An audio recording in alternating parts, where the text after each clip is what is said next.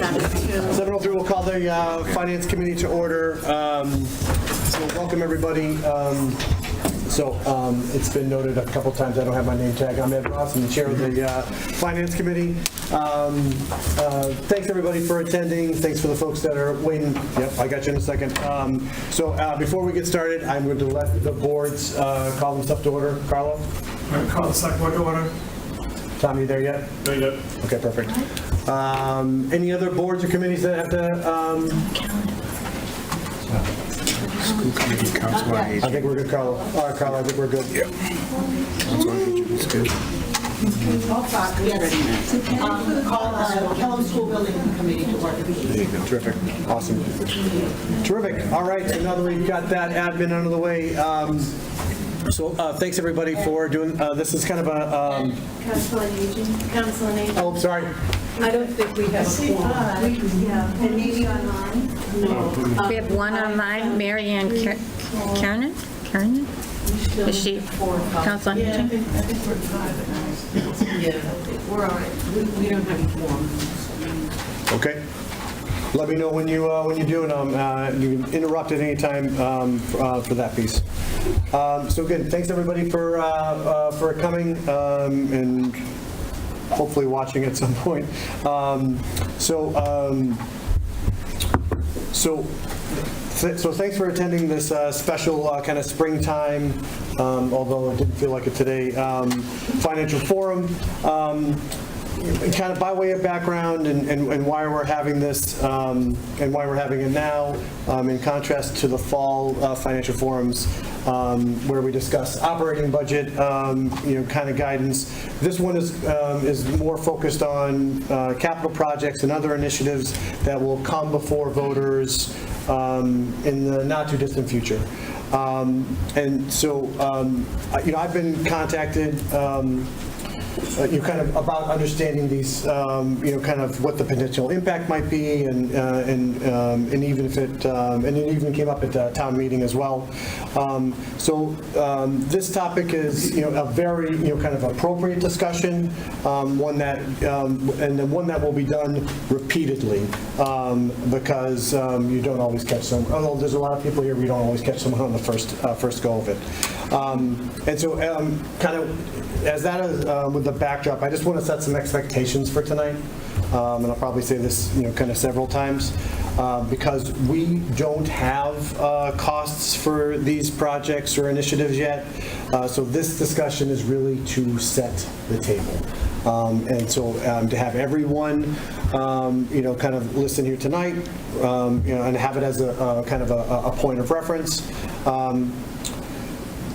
We're going to do a series. The plan is to do a series of these, from now until probably next spring, when probably the first time that we would have an opportunity to go to the voters, where we'll kind of, have this discussion, and we'll have a series of these as some of these project costs become more into focus. But to be clear, we aren't there today. So, but this is, kind of a very good first step. This discussion will be more introductory.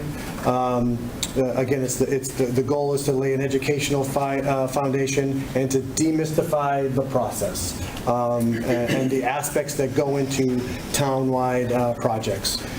So we've kind of broken up the agenda today into 4 parts. First, we'll just kind of level set and kind of take something from a project agnostic point of view, where Sharon, it's Chief Financial Officer, right? Mm-hmm. Yes. Chief Financial Officer Sharon Engstrom will provide an overview of kind of funding a project and things of that nature.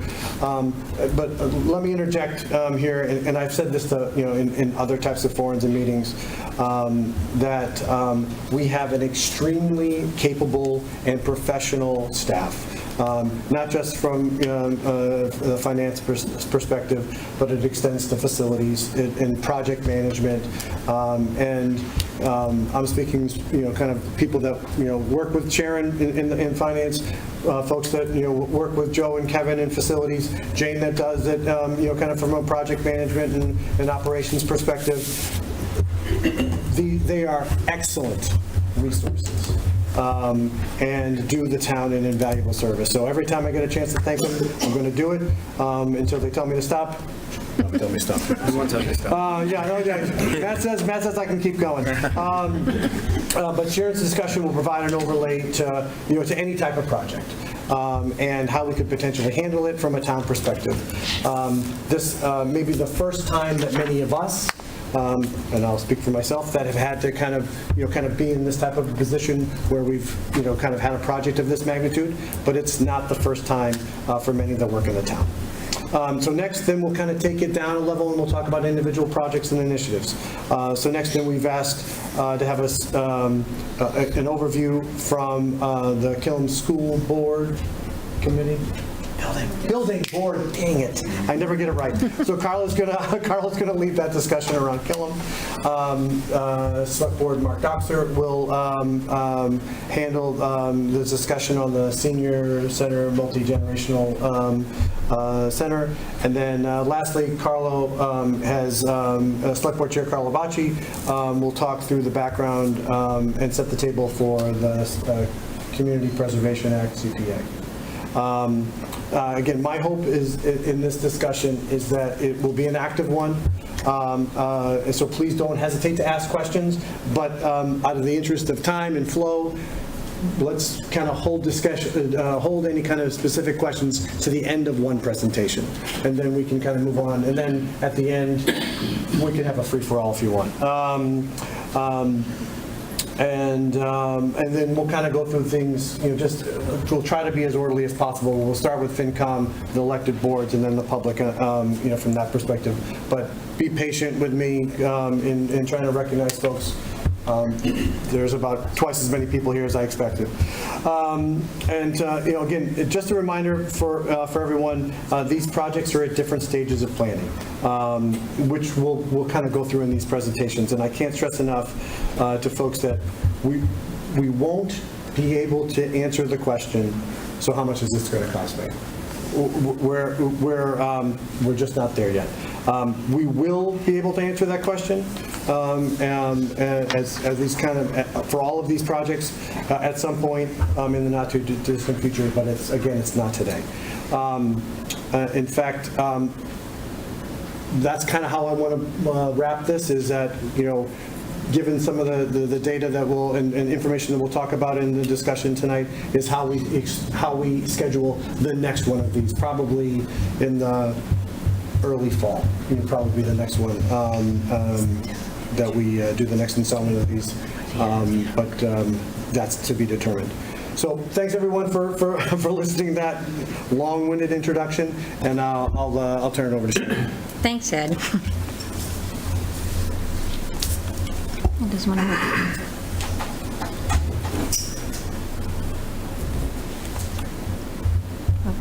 There you go. Delay. It's for effect. So as Ed mentioned, this is our agenda for this evening.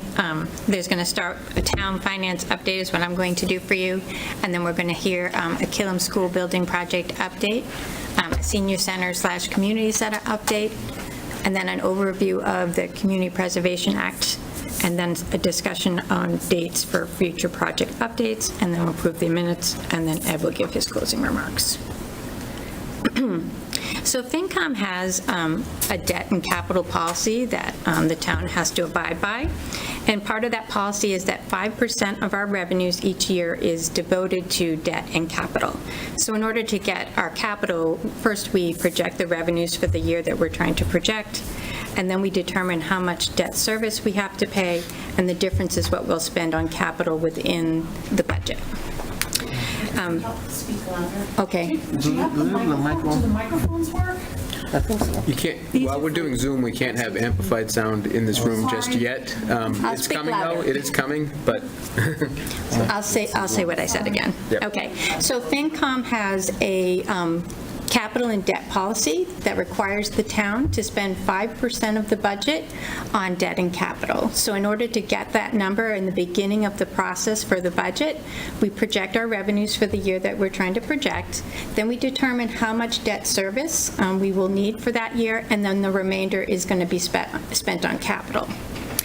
So they have a requirement that we try to use our debt in a prudent way, and so that we don't spread the debt out longer than the useful life of the asset. They encourage us to borrow for the shortest practical term that we can, the most affordable, shortest term that we can do. And any project over $5 million, we are encouraged to use a debt exclusion because it would be burdensome on the budget. The plan also says that we should have a minimum 5-year capital improvement program, and that program should prioritize the needs of the town over the next 5 years and should be presented to FinCom at least twice a year. Currently, we have a 10-year capital plan. We meet quarterly, the department heads, the town manager, myself. We meet with department heads to go over that capital plan, keep it in that balance of that 5% we just discussed, but also address like changes in pricing of projects or a priority of project because something has changed. And once we've got all those changes in there, we rebalance back to the 5%, and then we would address that at next FinCom meeting, budget meetings, and then eventually town meeting.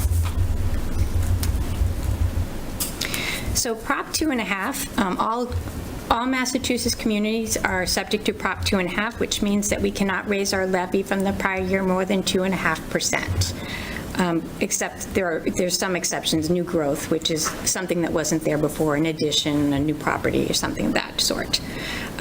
So there are ways to get more than 2.5%, but it's through a vote of the voters, and there's 2 different types of ballot votes. The first of the ballot votes is an override. A levy limit override increases the amount of property tax revenue a community may raise in a specified year and in future years because it becomes part of the base. It never goes away. That becomes part of your levy that you use to calculate the next year. So in the result, it's a permanent increase to the tax. The other types of votes are exclusions, which are increases of the amount of property tax revenue for a temporary period of time for specific projects. The amount of an exclusion may be raised in addition to the levy limit and never becomes part of the levy limit. So you have your levy limit, and then if you have debt exclusions, they're added on top of that. An exclusion may be used to raise additional funds only for a capital purpose. So the 2 types of exclusions are debt exclusions. So this would allow us to raise debt service every year for a project, a specified approved project, until the debt is paid off on that project. And a capital expenditure exclusion is for a 1-year addition to the tax to cover a project. So for Killam and probably the senior center, we'd probably be more likely to be looking at a debt exclusion. This slide shows you how much remaining debt exclusion payments we have. We have 3 projects in fiscal '24 with debt service payments totaling just under $2.7 million, and then 1 debt payment left for the library for just under $1.3 million. After those payments are done, there are no more excluded debt payments that will be added to the tax bill. So it's a good time to bring on a new project because these are falling off. So this slide shows you, it might be a little bit hard to read, it shows you what does an average taxpayer save when these debts fall off the tax bill.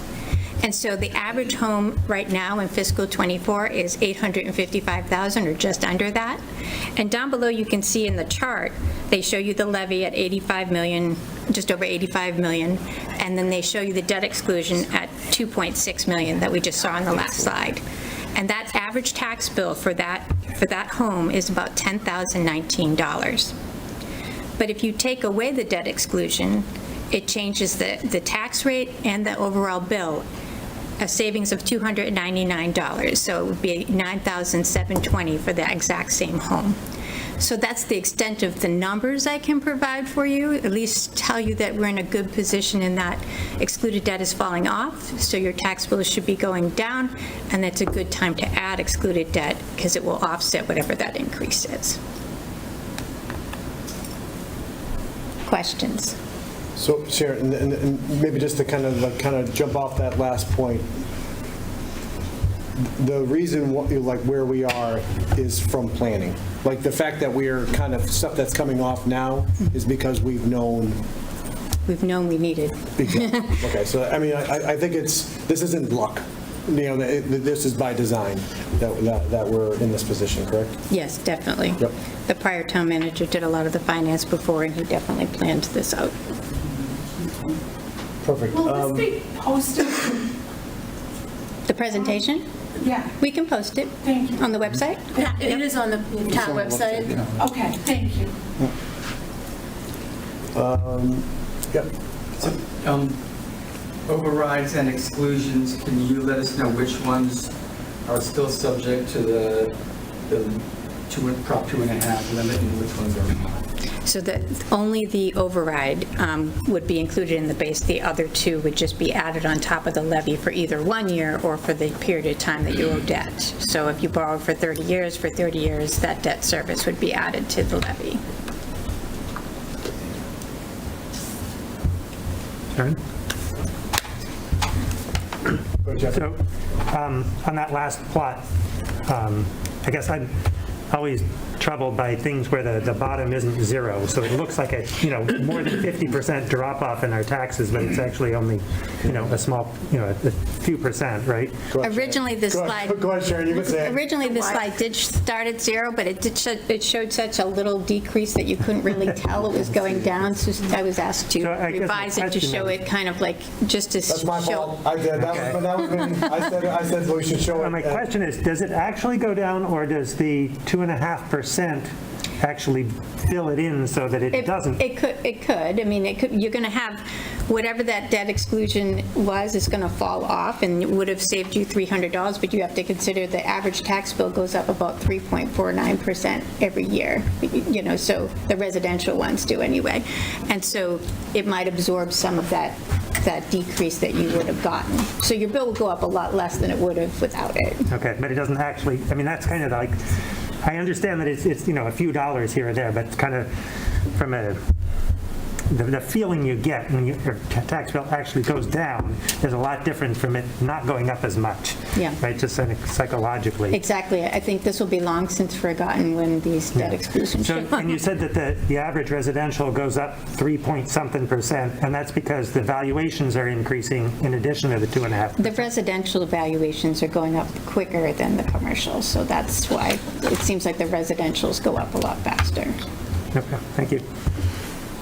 Go ahead, Marion. So when I look at the decrease in the tax rate, with and without the debt exclusion, so the bottom two lines there. Yep. And it's about 35 cents for that last final year of library debt.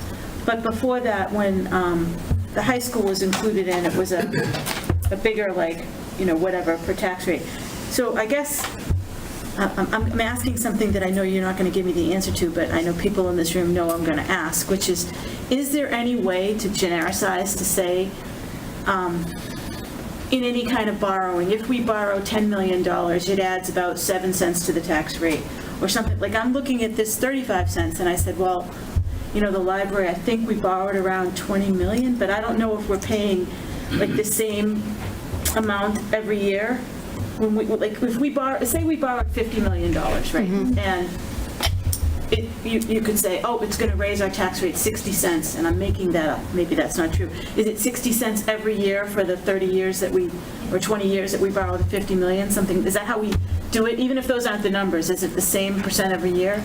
It would depend on how we borrowed it. If we did a level principal payment, or if it was a declining principal payment. So it would change depending on how we borrowed it. And it's hard to just do a number, without an action. You know what I mean? I feel like once you say a number, people are going to remember that number. So that's why we've stayed Right. away from. So for the library, how much did we borrow? All in all, I know it was We're- 12 million maybe? 12, we borrowed 12 million for about 15 years, 10 years. 10 years. Okay, and that worked out to this 35 cents. All right, that's a start. Yeah. And I think that's probably leads to, kind of a good, kind of clarifying stuff that you do with Hilltop. Like maybe kind of give a little bit of the background as far as, again, there's a process within the projects themselves as far as you start to fine tune and understand what the project costs are. But at the same, as a parallel, Yeah, there's a function on your we do side. use a bonding agent that helps us to identify what the costs are going to cost us, and we plug those numbers in like we've done here. Like that debt exclusion is the actual number, but once they know what we want to borrow, they run all sorts of different projections for us, whether we're borrowing for 20 years, 25, 30. There's so many variables. And so not knowing even how big it's going to be, we don't know how long we're going to borrow for. That makes it really hard for me to tell you how many cents per, it makes it difficult. So until we have some idea where we're at in terms of price, it's just going to confuse people to get all these different numbers from Hilltop Securities, plug them in, and then have them be different, because there's so much still at play that needs to be figured out when it comes to the projects in terms of, what design are we going to go with? There's so much that still hasn't been decided that's very crucial towards the cost. So we don't want to say anything about the cost and I'd love to give people relief of knowing how much their tax bill is going to go up or down. It's not going to go down, but how much it's going to go up. I just can't do that right now because I just don't know what these projects are going to cost. And it would be unfair to put that out there. And I had one tiny unrelated second part, which is just the average single-family value, because Victor, the assessor, I want to say it's the October 24th, 2023 Select Board packet said the average assessed value was $859K for FY24, and you had this number. So I'm just wondering, did that number come from Victor, or? It came from him. Huh. I wouldn't do it myself. He does Yeah, it. no, he had a different value. Because I wouldn't know the average home. He does the values. Average residential property or average single-family home property? I think it was the average, I thought he said average residential. Right, because there's residential that aren't single-family homes. So that's, Is it That's single sort of family could be- versus residential? Okay, well, That might be do they why call a it's- condo a single family? No? Okay. So I'm not sure why you'd have a I thought a single difference. family would be worth more than an average residential, right? because you'd have multifamilies that are more expensive than single families. Yeah, That would I guess, pull the average up a little bit. okay. There aren't very many of them in Reading, of course. All right, well, that explains anyway why 854 versus 859, yeah. It's a real small And percentage. then just Sharon, there's one last thing too. You were on the point before about what you work with Hilltop on, kind of scenarios as far as the size of the project and also how long that you borrow for. But that length of borrowing gets back to what you were talking about before as far as other capital projects that we may have down the line. So like there's still that overlay. So it's again, part of the goal here is to, this is a science. It's as far as, overlaying all of this to understand, to have something that has and there'll be transparency as far as how we've got to that point, but it's what that impact might be to an individual taxpayer may be one thing, but it's in a grander scheme as far as how you're managing, how the town is managing projects going forward as well.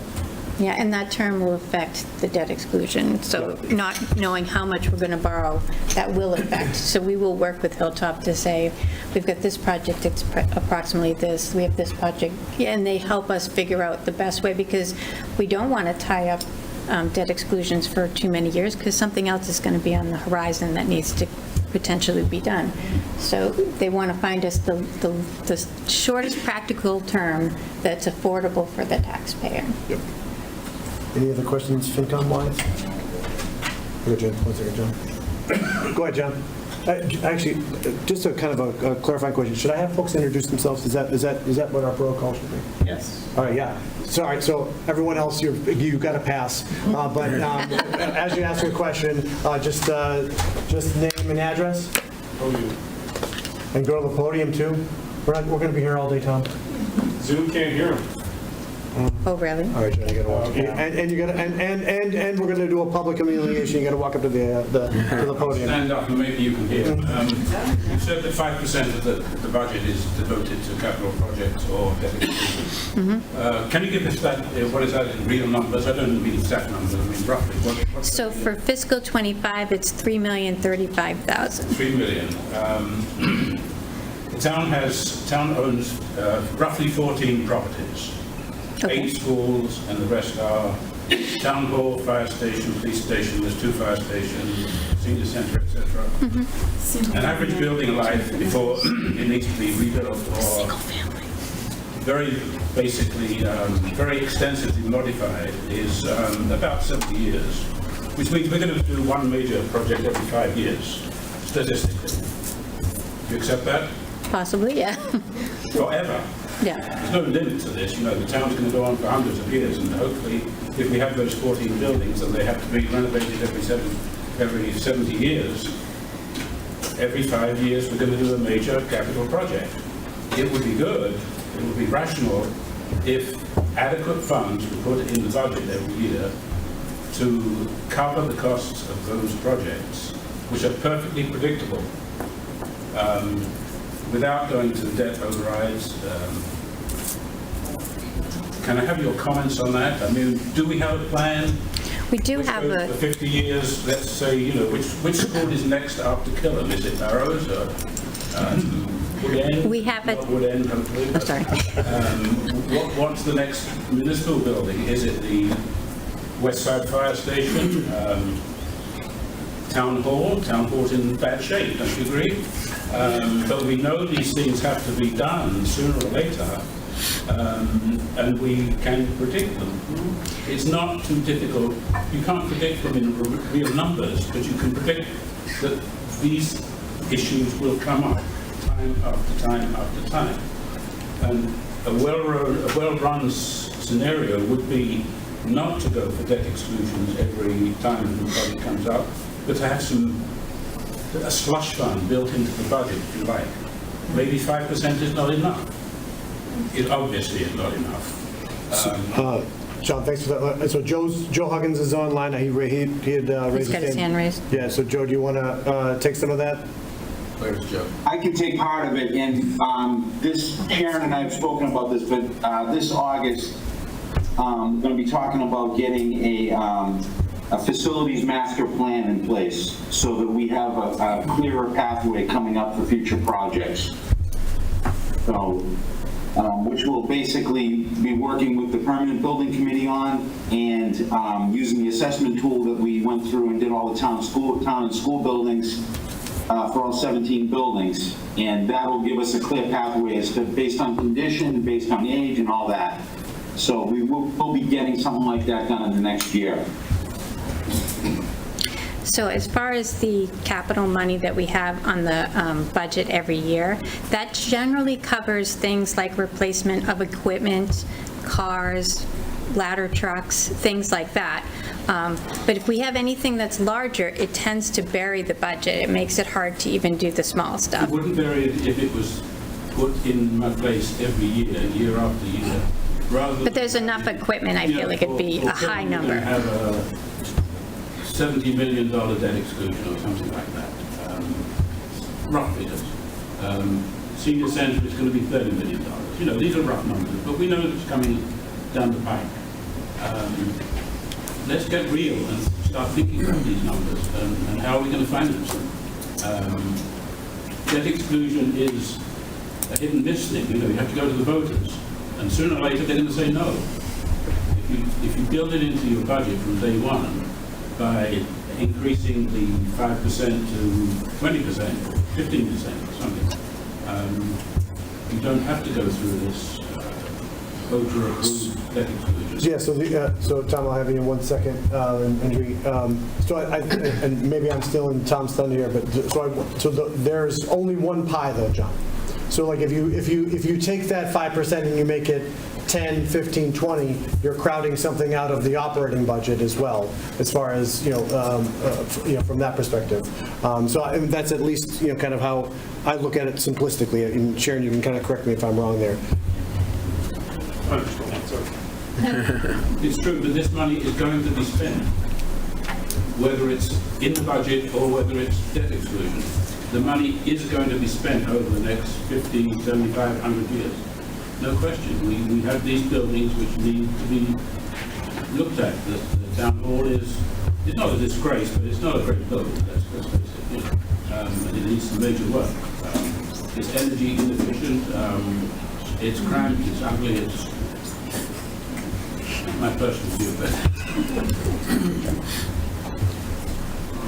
Andrew, go ahead. Yeah, so a couple of points. The way that borrowing works is it's mandated by the Massachusetts general law. So I was a former town treasurer for the town. I worked 5 years here, so I'm kind of familiar with all of the laws. The way that the borrowing works is it depends on what you're borrowing for. Usually for school and building, there is a limit of 30 years, so you can pay the debt for 30 years. However, something that could be done for what you're saying is, it's called a debt stabilization fund. And we have looked at it in the past, and we have determined for a community like Reading, it's not, that's done in communities that they have problems with cash flows, and they have a lot of buildings that they need to plan for, and they're drowning in debt. A debt stabilization fund would solve your issue. However, as Ed said, every time you come up with a fund like that, with a stabilization fund, it puts more pressure on the operating budget, it puts more pressure on what you can borrow, because you only have one pot of money that you're constantly drawing from. So there's pros and cons to it. There's communities that have a debt stabilization fund. I brought this up when I was a treasurer. We are very well, they've done a very extremely good job with planning for Reading future, so there is no need for it at the moment. If you had issues with a lot of buildings, and there were a lot of issues, then you can come up with it. The other thing is, with the debt stabilization fund, you need 2/3 of votes in town meeting, so that's another hurdle that you have to look at it and say, okay, a group of people might come up and say, okay, we're going to use our debt stabilization fund, but then it goes into town meeting and it fails, and then what happens? It adds another complexity to the planning. So there is solutions to it. But again, when you look at buildings, you can borrow up to 30 years. 30 years is average for, it's the statutory limit actually for all of the construction that goes on. If you're building or if you're coming up with a new building.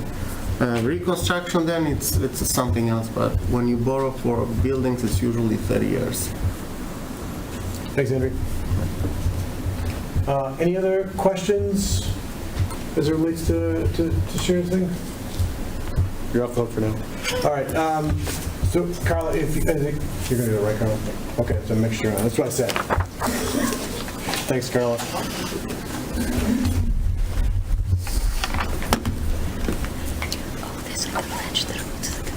Perfect. Thank you, Jackie. Good evening, everyone. I'm Carla Nazzaro, Lawrence Road. I'm on the school committee. I'm the chair of the Killam School Building Committee as well. So I know some of you, because I recognize a lot of you, have heard this type of presentation, but I see some new faces too. So I will keep it brief and allow you to ask questions at the end. Next slide, Jackie. So just a little bit about our project team. Reading was brought into the Massachusetts School Building Authority, the MSBA project, into their program. We are really fortunate and really excited to be part of this program.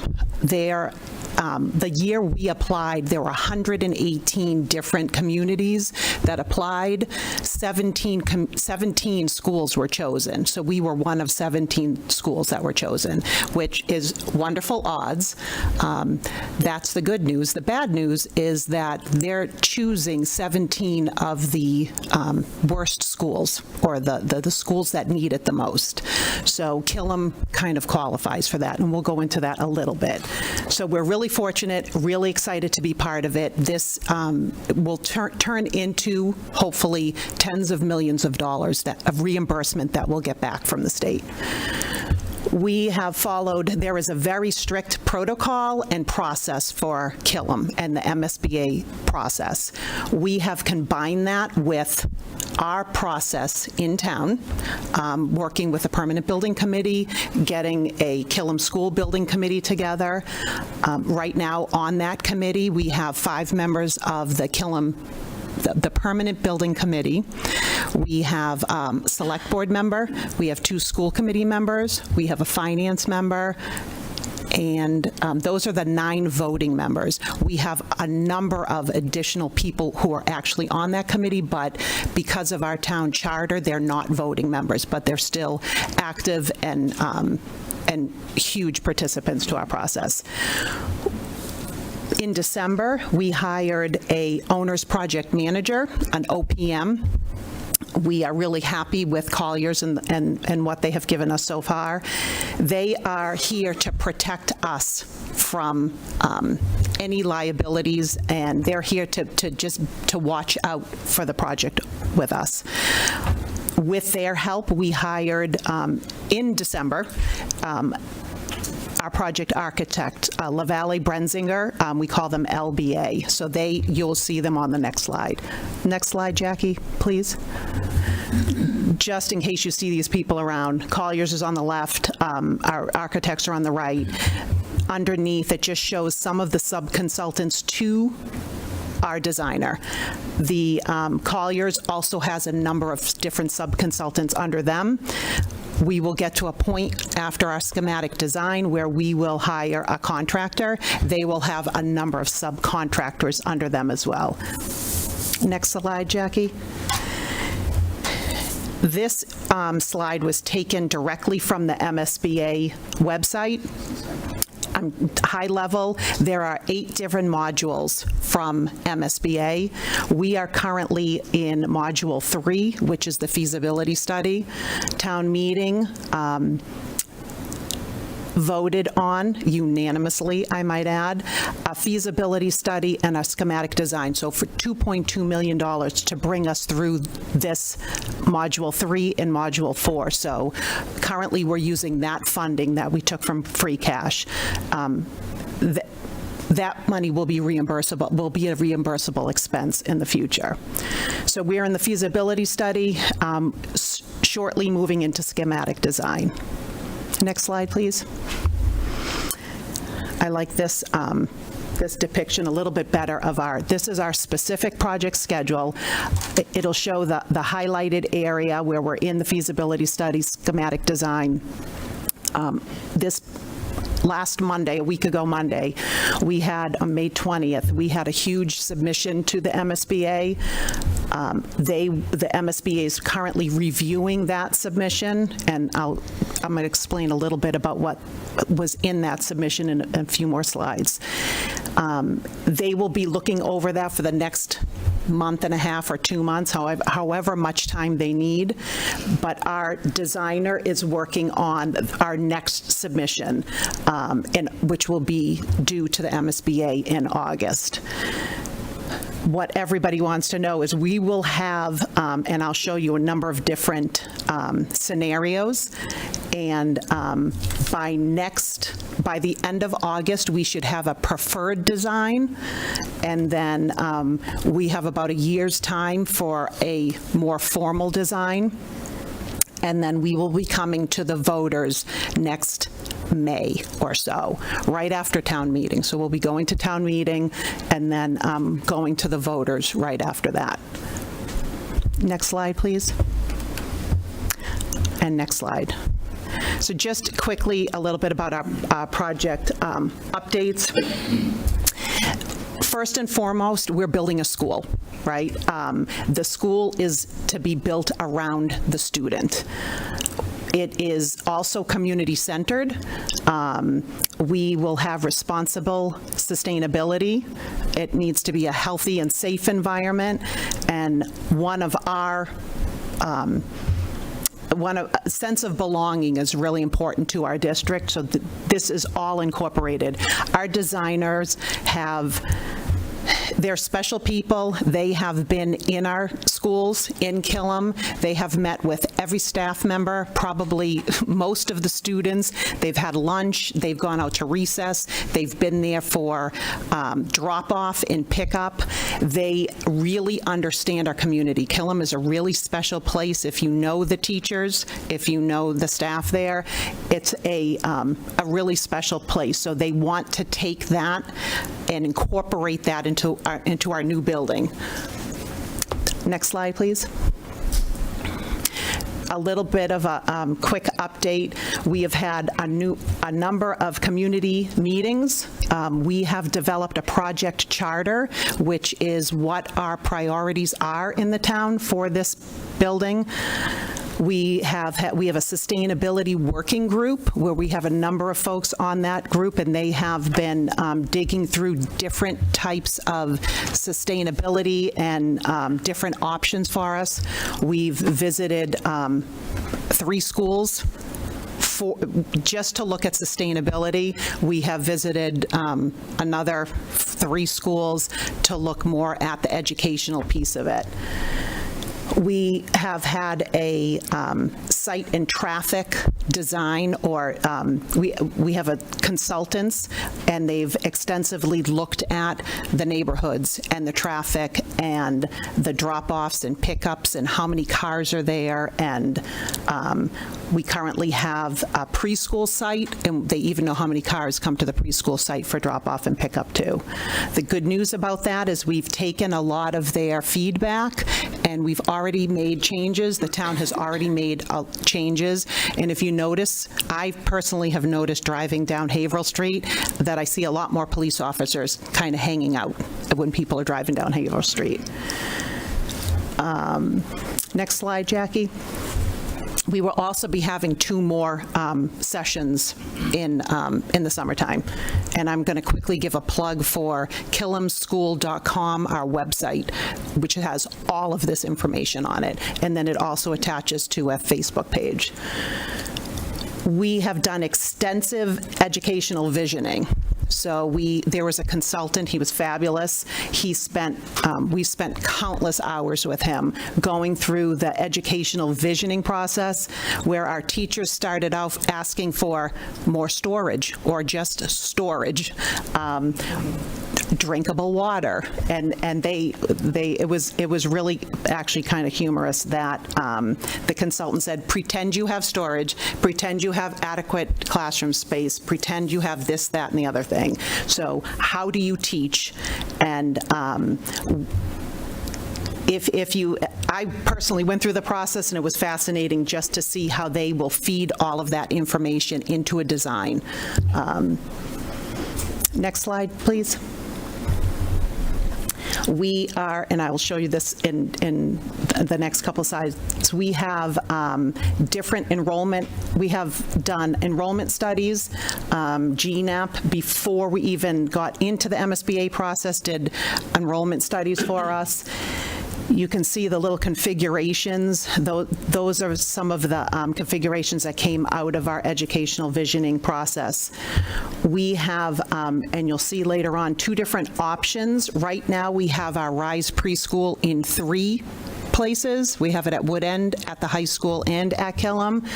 We are looking into an option of putting that whole program under one housing it in one area, and that is Killam. And so you'll see those options further on. Next slide, please. Just a little bit about the existing conditions. Part of the feasibility phase is taking a look at what happens with traffic, what happens on the site, what does the soil look like, what does the building actually look like. So some of the things that came out of it is that our program spaces are undersized, and we know that. Our building systems are at the end of their useful life, and they should and need to be replaced. Our building envelope does not meet seismic energy efficiency requirements, and our windows are inefficient. It's just not up to standard. Same with the structure, and a lot of the interiors are at the end of their life as well. Next slide, please. Same thing, environmental, no big concerns to date. They did some geotechnical searching. The site is a constrained site. Think about having to keep that existing site and build a new building on it. So it's a very constrained site. And the designers and the OPM have met with various town departments, police, fire, and planning. And there was a full survey in addition to the traffic studies done on the site as well. Next slide, please. Our traffic study was very interesting. Like I said, they looked at arrival time. They looked at, because the site is laid out the way it is, we're trying to alleviate some of the traffic issues moving forward. So it would behoove us to be able to bring the parents on site in their vehicles for drop-off and pickup. And then we also have buses that have to enter and exit too. So we're looking at that. We're in communication with the neighbors because we know that, there are 2 times during the day that really affects them. Next slide, please. As I mentioned before, in addition to our sustainability working group, we also have a communications working group. We continue to look at, MSBA has a green schools policy, and they do give additional reimbursements for meeting certain programs. Massachusetts has a stretch energy code. We also are looking at, there's a bunch of different incentives. Part of that issue with incentives is a lot of times we have to complete the site and then go for these reimbursements, but that's something that the designers are always looking at, as well as the OPM. But we will be looking at water on the site, and I'm talking about rainwater, energy. The most important, or I should say one of the most important pieces, is the actual envelope of the building and making that as sustainable as possible, no matter what types of systems we choose. Next slide, please, Jackie. So here is a little bit about, this may be a bit confusing. Right now, we have 9 different alternatives. So the MSBA requires every school district to come up with an addition renovation option. So we have to put that in. The process is amazing. It will take us through, and we will determine if an addition renovation option is viable. For B1, and when you see the 1 and 2, we're talking about 1 having just the 4 classrooms of RISE. Right now, we have 2 classrooms of RISE, so we would be adding 2, having more for expansion, or the second option is to have all 12 classes of RISE under 1 roof. So we have a 3-story option, a 2-story option. We have D1 and D2 is we would be lopping off part of the building while we're building the new building. And then option E is moving the children off-site and demolishing the building and perfectly positioning that building on-site. So these are all different scenarios that now is the appropriate time for us to look at, so we're looking into all of these different scenarios. Next slide, please. And this is just, this is a comparison of the alternatives. And And the plus means it's a good thing, a positive thing.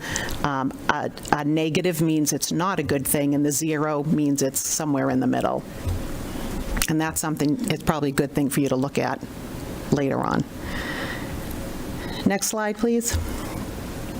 So as I said, we had the PDP submittal to the MSBA on May 20th. We will have, our Sustainability Committee has, they had a meeting on the 21st. They have another one on July 9th, and they'll choose initial systems. These are the listings for the next building committee meetings and the next community meeting. July 15, we'll be evaluating the alternatives, and August 8, we will have a preferred solution. So FYI, for that July 15th meeting, we will have costs, a range of costs associated with different alternatives. Those will not be total project costs. They will be construction costs. So, and then August 8th, we will have a preferred solution. We won't have exact numbers yet. We will not have an exact number until spring of 2025. And technically, that won't even be an exact number because we still may have different options. But it'll be close enough for us to go for a vote and do what we have to do. Next slide, please. Any questions? I'll start with Mary Ann on the... This is just an easy one. Who selects the final solution? What public body? The Killam School Building Committee, the 9 voting members. Okay, thank you. Go ahead, Joe.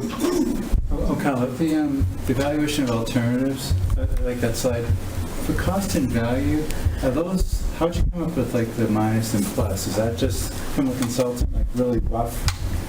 Yes. Okay. Like Yep. more versus. The designer put this together, and they just, yeah, if you have specifics, I can try and answer it. They just, they did them from a sustainability piece of it, from, a sense of belonging piece of it that came out of our educational visioning. Same with safety and health. And community-centered, too. That's a combination of our sustainability as well as our... But for the costs, like, over value, how do they, that's just like based on their experience and what they think? Yeah. It's like demo. Okay. Yeah. And then do you have to come up with how many preferred options again? 2 or 3? We have to come up with an addition renovation option and a new building option.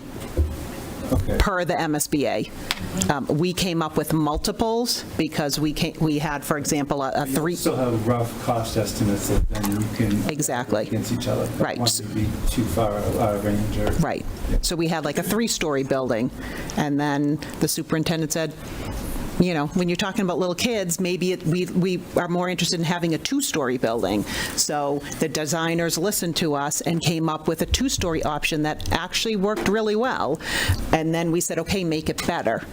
And it has to do with, the designers are really cognizant of taking that space that's reimbursable by the MSBA and turning it into classroom space. So you can take hallway space that may not be reimbursable, but if you make the classrooms a little smaller, but the hallways a little bigger and have the learning drop into the hallway area, you can actually gain some of that as reimbursable space. So, I probably can't say this enough, reimbursable space is per the MSBA's requirements. It doesn't mean if we come back and the MSBA says, oh, we're going to pay 40%, it's of reimbursable costs, not of the entire project. So it's... Okay. And then if we go to 12, classrooms for RISE, it's fully reimbursable? So if... The 12 versus the 4. So we have put into our, into that submission on May 20th, our educational program, and we had to justify why we would want that as an option and what it does for us as a district. And the MSBA will determine if we've satisfied them enough, and if they say yes, this will be reimbursable, the classroom spaces will be part of the reimbursement, but not their larger spaces, like if they have office spaces, or if they have like a large play area for the kids inside, that won't be reimbursable, but the classrooms will hopefully be part of that reimbursement. Okay, thank you. Yep. John? I'm going to chime in a little bit on Joe's first question too, on the cost value, and I asked that same question too, because if we don't have cost, now how do we know, how can we add on some of those plus minus neutral things? You said the simplest way on that one was that you kind of go back to the page where they have the 9 different designs, if you don't mind, Jackie. You'll see that A was one that was considered a sort of a negative. A was the one that's for the reasons that we described, and I think Joe can describe more detail. A renovation they are projecting would be a significant cost. They have significant concerns with the cost of what the level of renovation will require to get the building up to where it would need to be for our students. So that's why that was sort of the negative. On the other sort of side of it, they had the positives were B and C. B and C are both models where they would build right next to the current building, and they wouldn't have to even mess with the current envelope which is in place. Where if you get to D, you see some demo. They're not only building a new envelope, but also kind of building it in with the existing envelope, which they obviously had some concerns of what that cost could potentially be.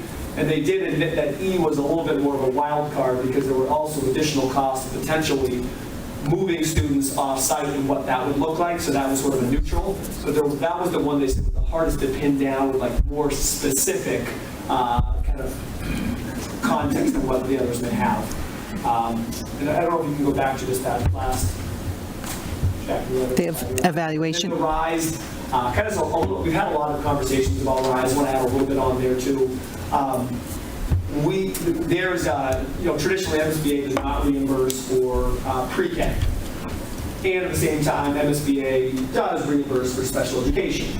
So that's why we have tried our best in our last submittal to pitch the case of why we believe that, given RISE is a, integrated pre-K program, that this is something that should be considered to be reimbursable. We do not know where MSBA will come back with on that. They did share that it's something they would entertain.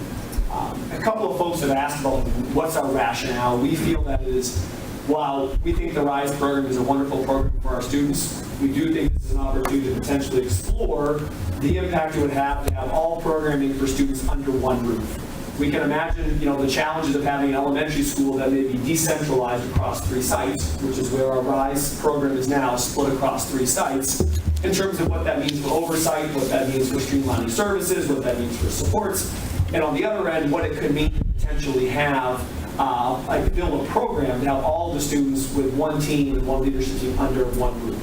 Again, no decisions have been made. We're at least trying to have that as a potential for us to explore. That would also then free up space in high school for us to do what we think would be some exciting opportunities for high school students, particularly around the work we're trying to do with our innovation pathways around, programming for computer science, engineering, healthcare, social assistance, and having more space to build out some of those programs as well. We have not fleshed those plans out in great detail yet. We are really trying to figure out if this is something even the MSBA would entertain, but in the back of our minds, we do know that the high school is looking for space to add on to those programs, which have been very well received by the past year or two. If the MSBCA does not reimburse, does that mean the RISE program would not go there? So, I don't know the protocol, if I can answer. Yes, keep going. It's a free-for-all. Good question. So I don't think that would be my decision to make, but I do think that's why we have a second model here, which is just the 4 pre-K classrooms at RISE, which is what we currently have. Because then we would then keep our decentralized model. We understand that the RISE classrooms were not a reimbursable space. We realize that may not be something that community would like to move forward with in the ultimate design. Therefore, we have that other option of just maintaining the current structure, which would allow us to kind of have sufficient pre-K space as well. Thank you. Go ahead, Angela. And then, Can I just stay here? introduce yourself, and then I'll repeat the question if it's. Angela Binda, Orchard Park Drive. So it goes to town meeting first, and that is approval for What would town meeting actually, what would you actually be asking town meeting for? Put it on the ballot. For whatever, To put it on the ballot, right? okay, put it on the ballot. And then it would, is that all that would be asked for at town meeting? So we would, by that point, we would have one alternative. We would have one option, a preferred option. Okay. And we would ask town meeting to put it on the ballot. We would have pricing and everything at that point, and then it would go to the voters. Okay, and that was my question. At that point, it cannot be put to the voters with an alternative, right? No. It has to, you have to pick the right one that you think most of the town will Yes. support.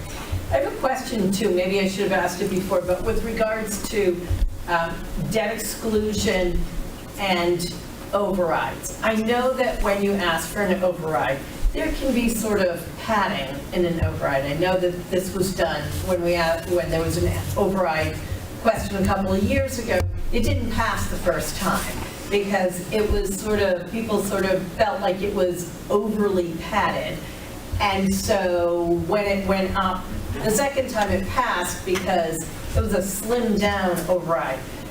That's something you can do with an override. When you're actually asking, and I don't know whether this would be an override or debt exclusion, but that's something that you can sort of do with an override. Can you do that same thing with a debt exclusion? Or if you're borrowing money for a specific project, it has to be, can you pad that? Or can it, or does that borrowing have to be, do you know what I'm saying? Like a more specific ask. I will answer that for Killam project because the MSBA dictates what we can and can't do. So we are going to choose a preferred option. We're going to go to the voters. If the voters say no, we're technically out of the program. Okay. So we can petition the MSBA to go to the voters again within a very specific short amount of time, 1 month, 2 months, not, can we come back to you next year? They're not going to hold our spot. At that point, you couldn't modify it. You have to go with the exact same design.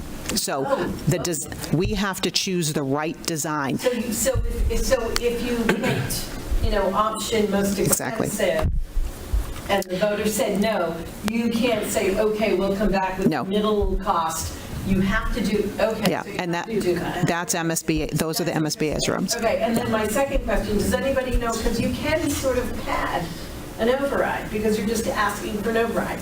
If you're borrowing money, if you're going for debt exclusion rather than an override, does what you borrow have to be so completely tied to the project as opposed to?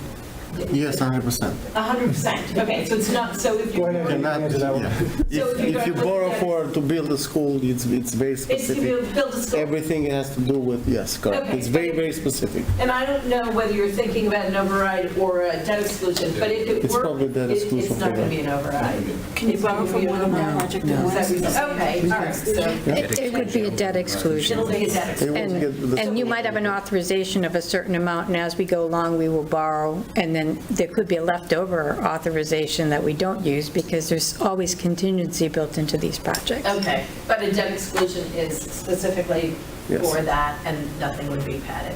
And you wouldn't be able to come back, you can't give the voters two choices or come back with different, so you have to pick the right one. So you really need to Pass it. know what programs would go for. I will say that out of all of the states and their school building authorities, Massachusetts has one of the best programs.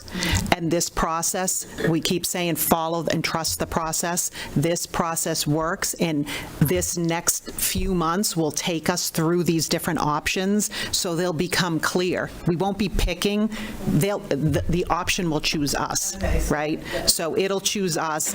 It'll be really, like, people should be able to look at it and say, I agree with that, if that makes sense.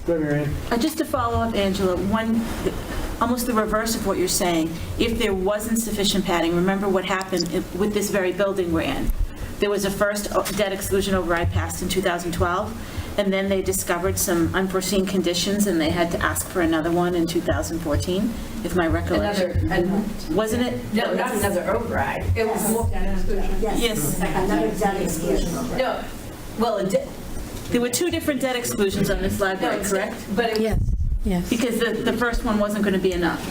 but that was a debt exclusion, that wasn't an override, right? That was a debt exclusion. Both of them were debt exclusions. Yeah, they were debt exclusions, not overrides, yeah. There's many different. Yeah.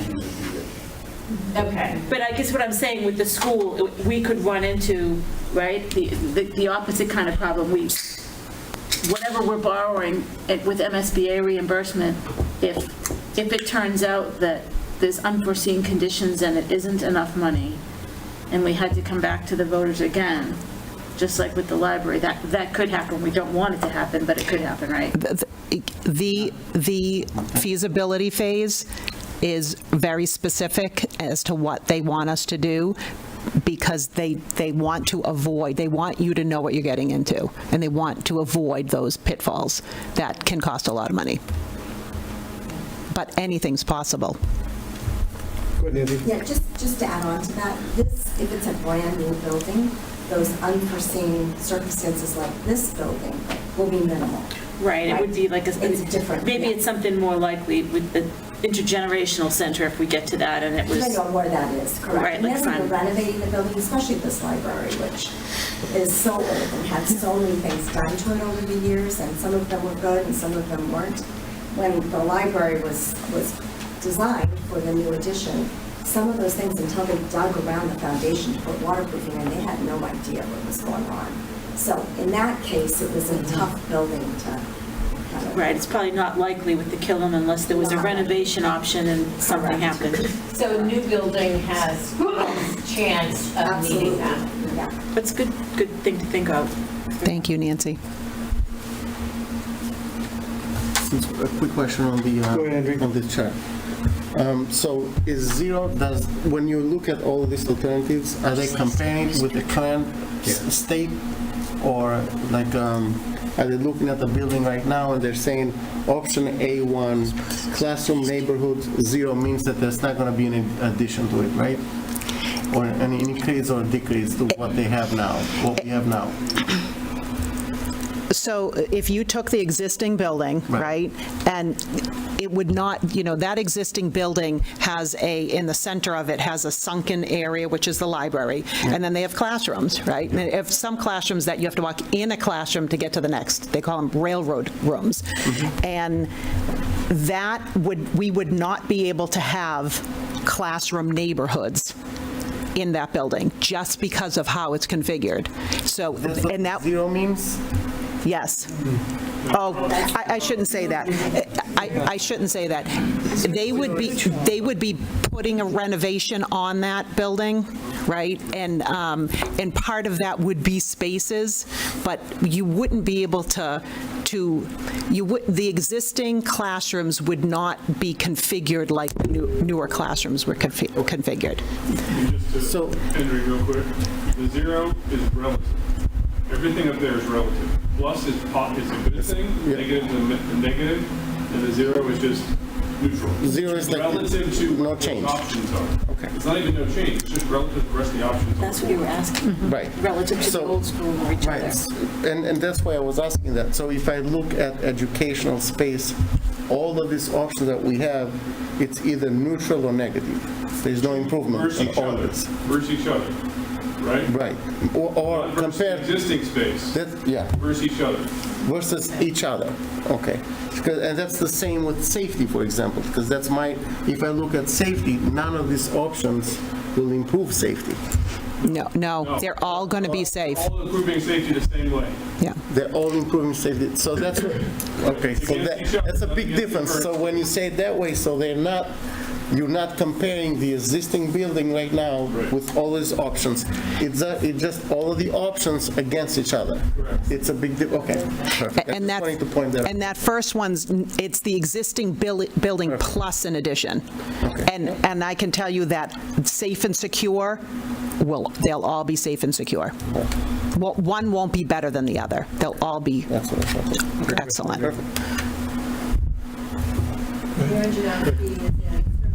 I have a question about the preschool. I noticed in terms of the numbers, there were about 150 students additional with 12 classrooms, and yet the space seemed to be more than double. Is that sounds like 65,000 versus 122,000 square feet, adding 12 classrooms and only 150 students. Why is so much space allocated for preschool? Jackie? It's mandated by the state. Yeah, so it has nothing to do with number of kids in that regard, Karen. It has everything to do with MSBA's formula. You require a certain amount of square feet per student. What you see in the Killam current 60,000 number is way below what the recommended amount of square feet per student is going to be. So Jackie, if you scroll back a couple slides to the slide she's talking about, it's the sizing slide. Space program and enrollment options. Going back. Yeah. What you'll see is if you look at Killam with 4 versus 11, Jackie. you'll see that they're almost the same. I think it's 110,000 or 122,000. But Killam with 4 versus current Killam is not drastically different in terms of number of students. Right, so it's all based upon the square footage per student. That's what's driving that, not the number of students that's driving that. Make sense?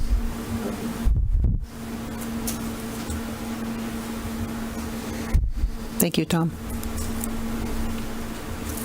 Any other questions?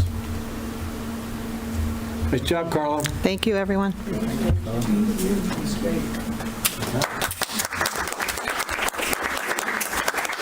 I should have said, hold your applause to the very end. Go ahead, Mark, you're up. Thanks, bud. Senior Center. Who's doing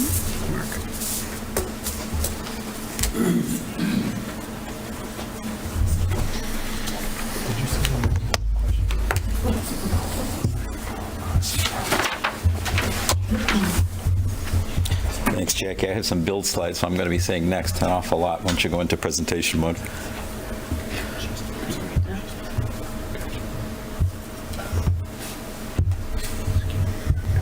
Great. Hey, folks, I'm Mark Doxer from the Select Board, also involved with this group called RECALC, which is the Reading Center for Active Living Committee, which was a board that was, or a subcommittee formed by the Select Board. What I thought I'd do is just give you a little bit of background on kind of what's been happening in terms of the needs of the senior community, the needs for this project, what's happening at the Pleasant Street Center, which is the current location where our senior center is, if you want to call it that right now. I'm going to give you that background and then kind of show you how we've proceeded over the last now 7 years. So let me kind of give you that. So next slide, please, Jackie.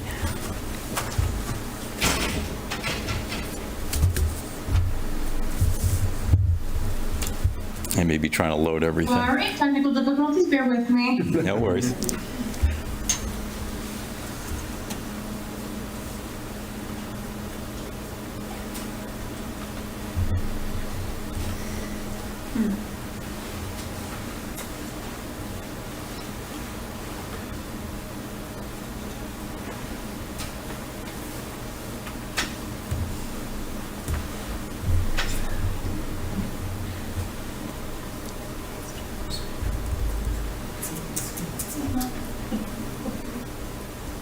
Sharon, do you just have yours, or do you have the whole packet? I only have mine.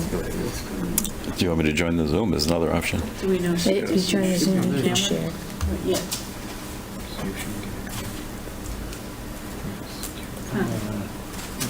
There you go. Thank you. Beautiful. There we go, sorry about that. Thank you. No worries. So the Pleasant Street Center is the current facility where we have our senior activities for the most part. And what I wanted to share with you is going back to 2017, the town hired out a study. The town and Elder and Human Services hired out for a study. And they came back with 4 key recommendations. The first was to improve the accessibility of the PSC, Pleasant Street Center, PSC. Number 2, deepen public knowledge of existing programs and services throughout the community. 3, explore the feasibility of significant expansion of and for the PSC and for the Human and Elder Services Division. And number 4, expand and diversify programming to align with the needs of the community. Next slide, please. So just to give you a little timeline of the committee that was formed. Great, thanks. So in 2021, RECALC was formed, this committee to work on these activities. Next, please. 2022, we hired UMass, the Gerontology Institute, to take a look at the needs that were taking place for the senior community and to spearhead community engagement. One of the things I should emphasize for everybody is when we're talking about all these activities, we're looking at age 60 plus. So it's the word seniors, senior center sometimes has a connotation with it. We're basically talking about the community where folks have had the children out of the schools, people are staying in the community, they're age 60 plus, they have a variety of different needs. 60 to, I would say 160, but maybe not quite 160, all the way up from where it goes from there. So in 2022, we hired the group to do this. We looked at some best practices. We did site visits to over 15 area centers. We had 3 community forums. We had 4 stakeholder focus groups. We ran a survey that got almost 1,500 responses. Then what happened is we had the opportunity to use some of the American Recovery Act funds, the ARPA funds, and the community allocated funds to various different activities. One of the things that the subcommittee that was focused on deciding where the funds should be recommended, and then the select board, was to prioritize these activities related to both senior programming and a new facility to take care of senior needs. So funds were awarded to do a feasibility study all the way through schematic design. So that's all through ARPA funds. No tax money that came from us directly. Next, please. 2023, they submitted a report. All of this information is on the town website in an area. If you just search on Recalc, everything is right there. You can see all of it. So all the studies are there, you can see. So the UMass study is there. We did a 10-page summary that was presented to the select board in February of 23. And really what happened is the report highlighted that the current facilities and programs are not meeting the needs of Reading's 60-plus community. Next, please. We hired a firm called BH+A, and they have gone through the first phase of the feasibility study. We've had a series of stakeholder meetings and multiple community charrettes where we can show you what some of those different ideas look like. We've been working very closely with the Council on Aging. It's a big part, obviously, representing the community for the 60-plus group. And where we are is moving forward to a site selection. So unlike some of the other projects where there's already a location to talk about, we don't yet have that. So we're trying to figure out what would the best site be. And I'll walk you through some of the options that have been laid out and kind of where we're taking that forward. We've been meeting with various town boards to talk about the different activities, their relationships with that. And the Council on Aging has been having a series of open houses, including one this Saturday at 9:30. So you can see what's going on. And is there food? Yes. There's food. Okay, very good. Thank you. So you can kind of see the current state. I'm sorry? It's going to be a packed house now. Be a packed house now. There you go. Next slide, please. So how Recalc decided to move ahead is to engage the community in the need for, the vision, and the plan to better serve the 60-plus community in Reading. Next, please. We started with information gathering, information about the current center, the community view of needs for the 60-plus community, and benchmarking other communities. Next, please. We then moved on to the feasibility study. So our architect, BH+A, who has deep experience in building what we're calling centers for active living, as well as senior centers, community centers. Center for active living is kind of the phrase that is most commonly used right now in talking about this. Next, please. And they have done a site evaluation based on the needs. So I want to emphasize, we're focusing at this point on the site that would be the best for this opportunity, less so on the specifics of the building. We've looked at some general things to understand footprint and basic needs, but the actual building itself is the next phase. Right now we're focused on the site. Next, please. And then next, please, from there too. So just a couple of key points. The need. The Reading Center for Active Living is a need supported by data provided by professional consultants and 8+ years of exploration. Next. The impact. 28.6% of our community are age 60+, and that percentage is growing. Next, please. And then space. Reaching more members of our age 60+ population requires we create better accessible and inclusive spaces, acknowledging that individuals will have a varying degree of interest, they'll have a varying degree of interest and physical capabilities. Next, please. The community has two major buildings, facilities that have outlived their usefulness. You heard about the Killam School. The Pleasant Street Center is not able to meet the current needs either. There's less than 4,000 feet of programmable space for current activities. Many programs have wait lists. There's an increased need for mental health services. There is no bathroom on the main floor. There is no opportunity for outdoor recreation at the current site. There's very limited parking. There's only one private office for staff, and multiple staff members' desks are in a program room. And the building systems, the HVAC in particular, all coming to the end of their useful life. Next, please. The recommendation that Recalc brought forward in February was four things again. One, define and execute an immediate facility solution for replacing and/or expanding the current senior center. Two, continue to enhance and invest in the programming and services for seniors, including new offerings and better accessibility, addressing things like transportation, evening programming. Number three, develop communication strategies and community outreach regarding the needs for seniors. And number four, to think about what we learned from our survey, the desire for an all-ages community center with dedicated senior space is real. However, it should not take precedence over first meeting program, service, and facility needs of Reading seniors. Next, please. We set a series of priorities for the center that you can see here. We're going through socialization activities, diverse and concurrent uses. Right now, there's basically one main room, period. Physical activities, active physical activities, and not quite as we joked about wrestling, but I think that probably is something we wouldn't be putting in right now. Programming for meals, outdoor activities, administrative support, accessibility, and of course, affordability. Next, please. So the site selection process. We looked at all available spaces in the community, town-owned and not town-owned. We put out actually 2 requests for quotation, which ended unfortunately with no success. We did look, and I was very hopeful on the former Walgreens building, now the Dollar Tree store, as an opportunity, but we weren't able to bring that to fruition. We looked at the Rite Aid, we looked at other sites, we looked down at Walkersbrook, we looked at everything possible. We didn't get any other responses to the RFQ. Next, please. So we hired the architect. They identified 3 parcels of town-owned land that could be viable for the Center for Active Living. Current center on Pleasant Street, Oakland Road, the area in the woods opposite the high school parking lot, and Simon's Way. Next, please. The proposals that they put together initially include a gym for senior and community needs. It is a best practice in other communities for centers for active living. And interestingly, in some of our discussions with people, the communities that didn't build a gym, when we asked them what they do differently, they said, build a gym. Next, please.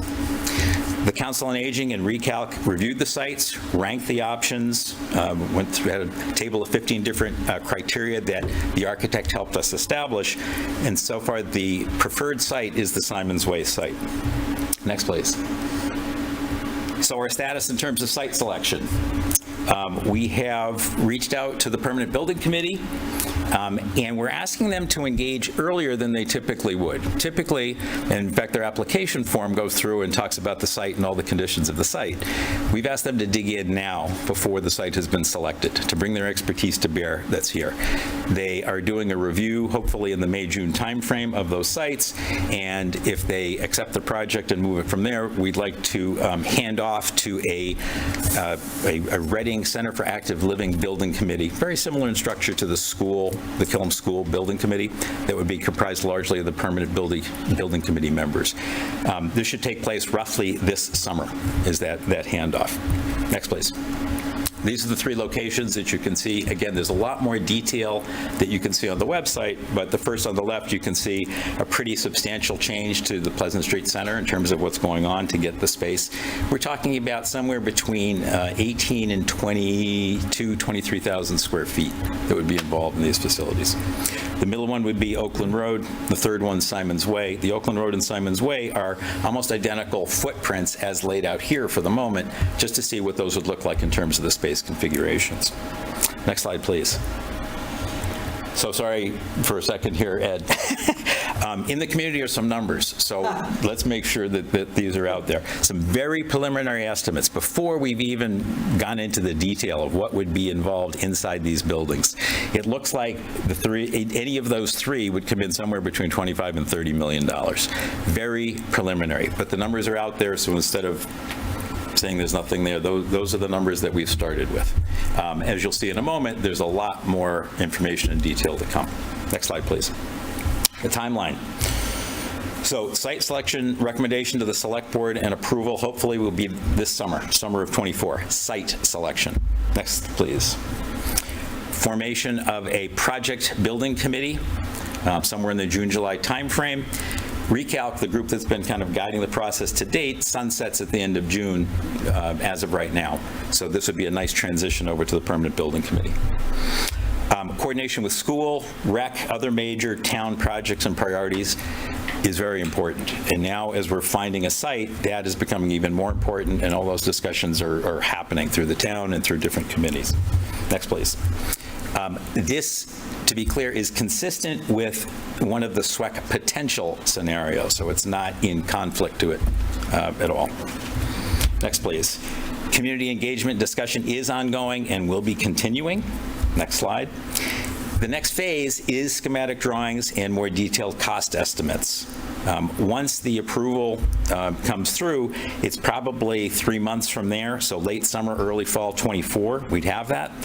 Remember, the funding to get to those estimates and the schematic drawings is already in place, and that came through the ARPA funds. Next, please.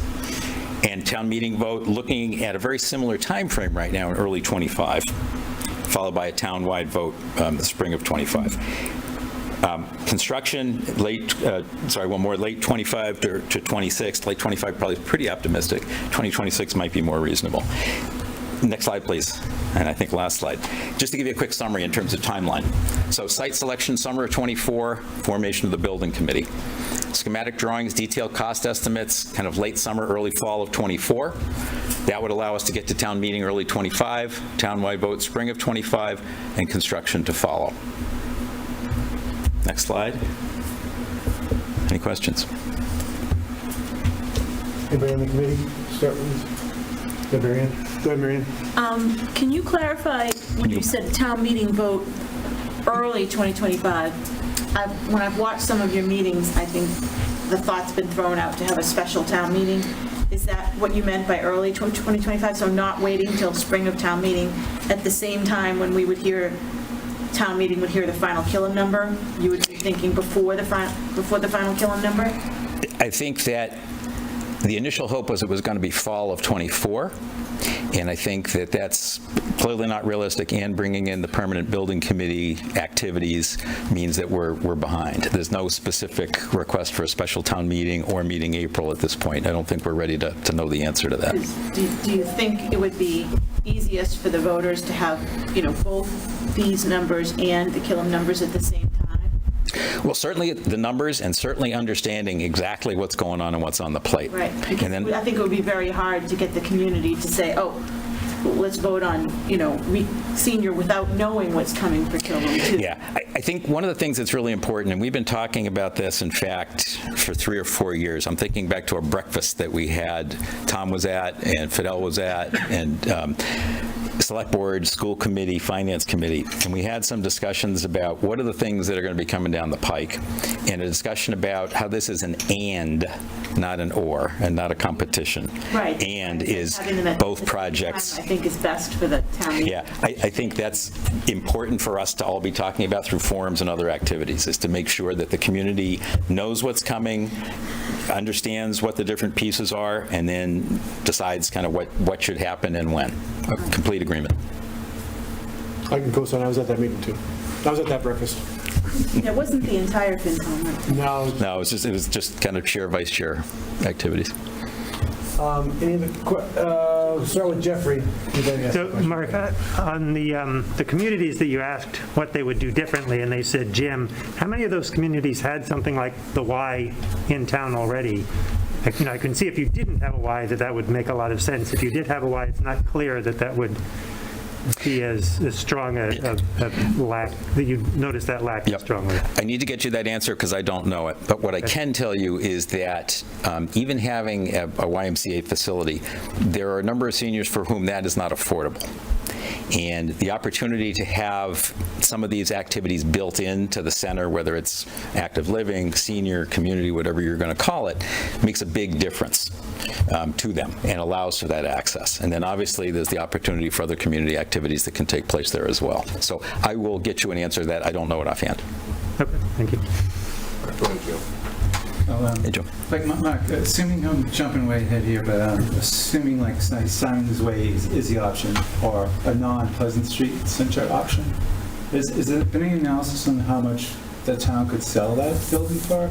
I know there could be other purposes, but I'm thinking, I mean, I know there's historical restrictions too, but I'm assuming it's worth something. So that, we have not pursued that at all at this time. I can tell you that a year ago, we got an unsolicited proposal to do something with that location that would allow for multiple uses.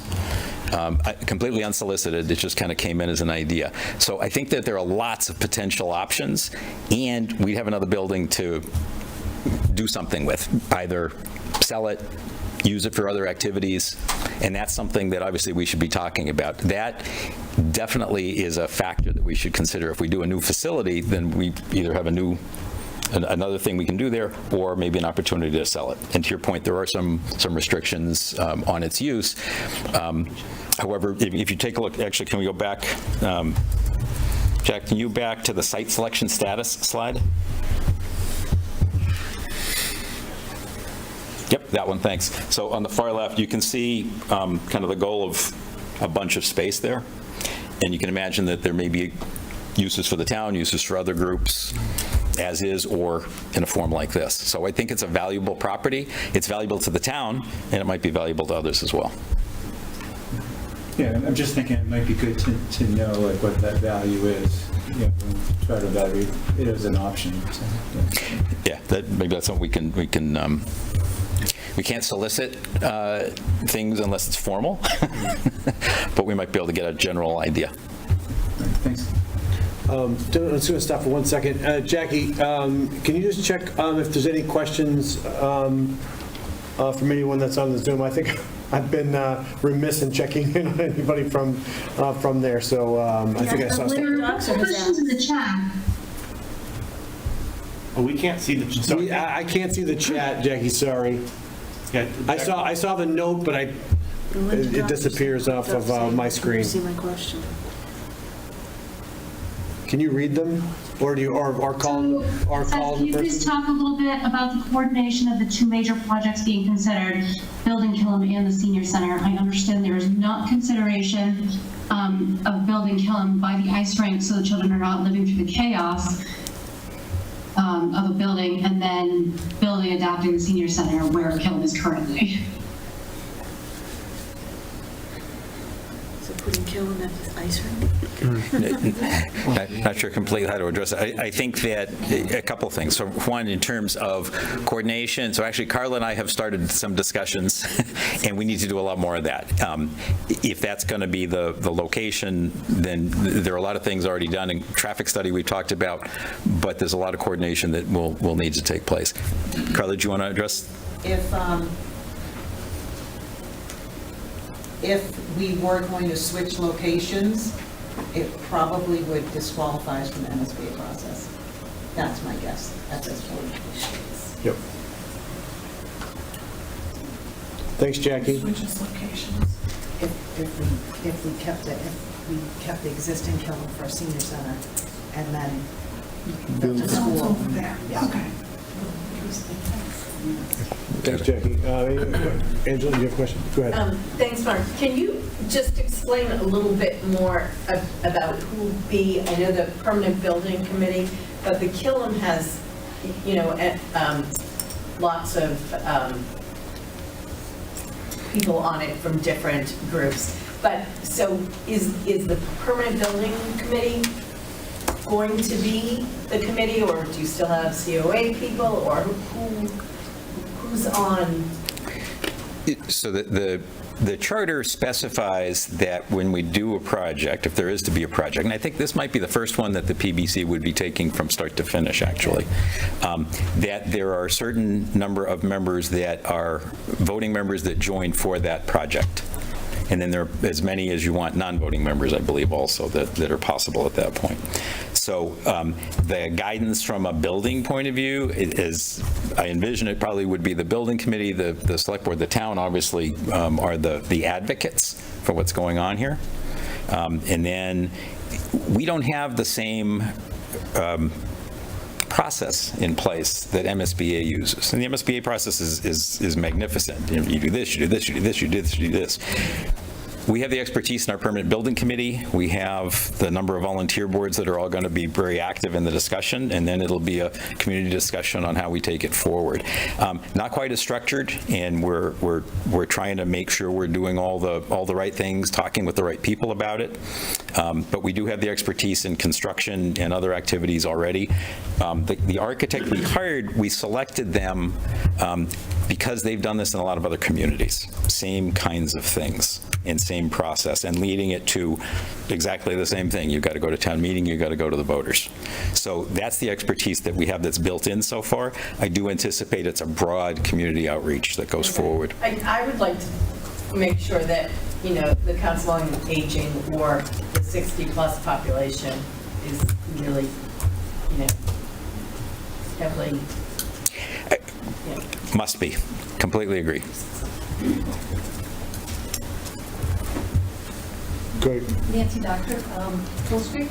I was on the 2017 original Blue Group, and then shortly thereafter, I think Jane and Bob invited, I'm going to forget the gentleman's name, the state expert. Emmett. Thank you. And I keep getting back to this because he was very clear. Senior centers do not mix with other age groups. And he was very, very clear about that. So I'm confused. Are we really talking about an over 60 facility, or are we talking about something that's going to be open to the whole community? Because I think that really is quite different, and I really am quite concerned. And I appreciate Jeffrey's question about the YMCA, about some of these studies, because if it's going to be a whole community center, that is very different. And I am really concerned about diluting what truly are the needs of the seniors. And if you're going to pull in a community center, that's not what the Pleasant Street offers. So if you could clarify, what are you really telling us that you want? Is it an over 60 center, or is this a community center that's going to be open to everyone? Because I'm not really interested in that. We have a YMCA. So the focus of whatever we do is on the age 60-plus group, period. Depending on what the community has an appetite for, there may be opportunities for some of those facilities to be used when they're not being used by the 60-plus population. I could see this being not quite a 24/7 facility, but the notion of operating quite frequently. The Pleasant Street Center right now doesn't have a lot of opportunities for other groups to use it because it's used quite a bit with the activities that we have, and you can have some outside folks come in sometimes. But if you had other facilities, depending on whether or not you have offices there, would make a real difference in terms of what's going on. And I think there'd be opportunities for other parts of the community to use it. It is not the notion of a community center. It's the notion of a center for active living focused on age 60-plus. Also, the definition that we used is that if it was not just for 60-plus, it had dedicated space and preference to age 60-plus. Are those good words? Yeah, that's what we need to take care of, 100%. There may be opportunities that allow for other activities to take place at certain times, and that's what has to be evaluated. Chris Kowalski, Elder Human Services Administrator. Just to follow up with what Mark was just saying, and just so everyone knows, we currently do what Mark was just chatting about right now, is we are focused on 60 plus, but like this evening, after we closed the Pleasant Street Center, Recreation came in and held a programming So we currently do some of that right now, and a lot of people aren't aware of that. So, of course, seniors are a priority, 60 plus, but we're also trying to maximize and utilize our building to its fullest capacity. So I just want to follow up on that. Thank you. Thanks. Good, Carl.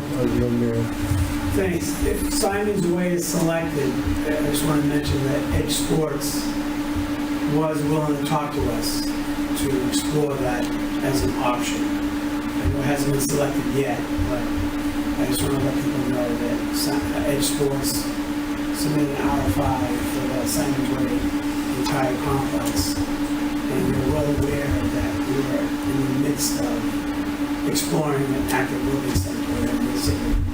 And they said initially, yeah, very high level, they'd be willing to work with us to incorporate aspects into the building again.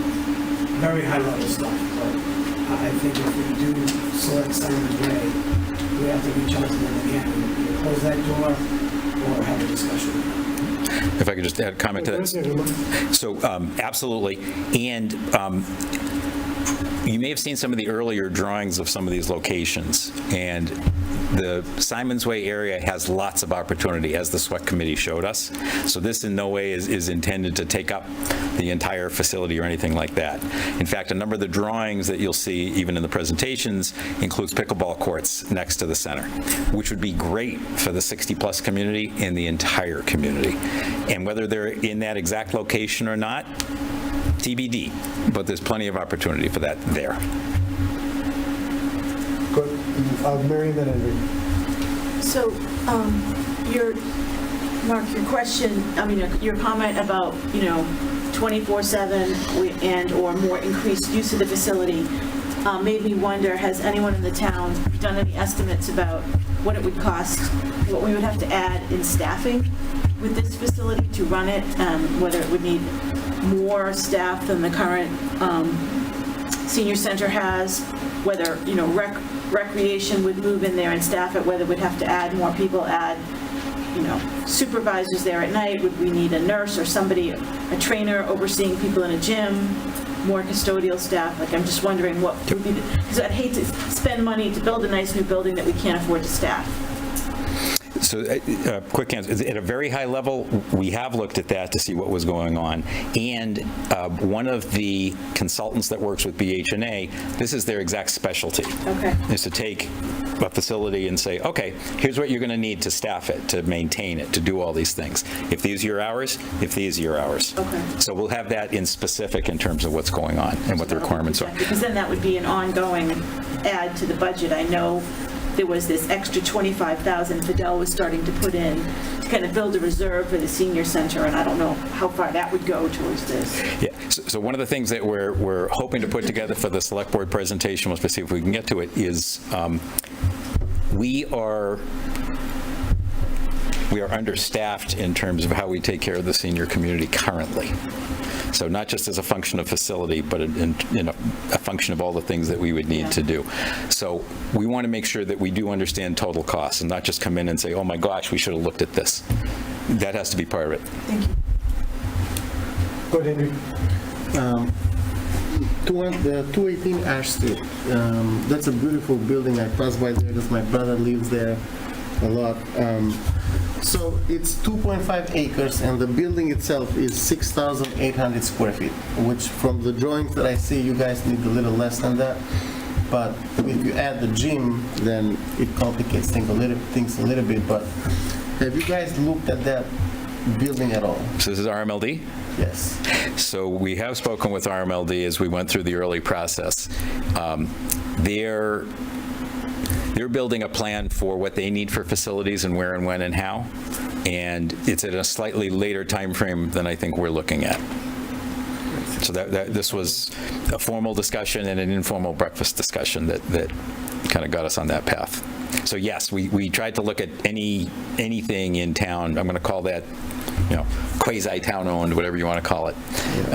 Yes, and it's an interesting facility because it was built originally, I think, as a medical facility, if I'm not mistaken. The main building there was a medical facility, I think, when it started. Not an RMLD facility. it's owned by the town, so, and IMLD is not using it. I don't think they're using it. They were using it as storage, and then they put the storage out of there. Oh, sorry, are you talking about the tower? Station 1. Station 1? Yes. So we've had discussions about Station 1. Yep. Sorry, I thought you were talking about the main RMLD building, because we did talk about that too. So Station 1 does have some issues. It was being explored for some different potential uses.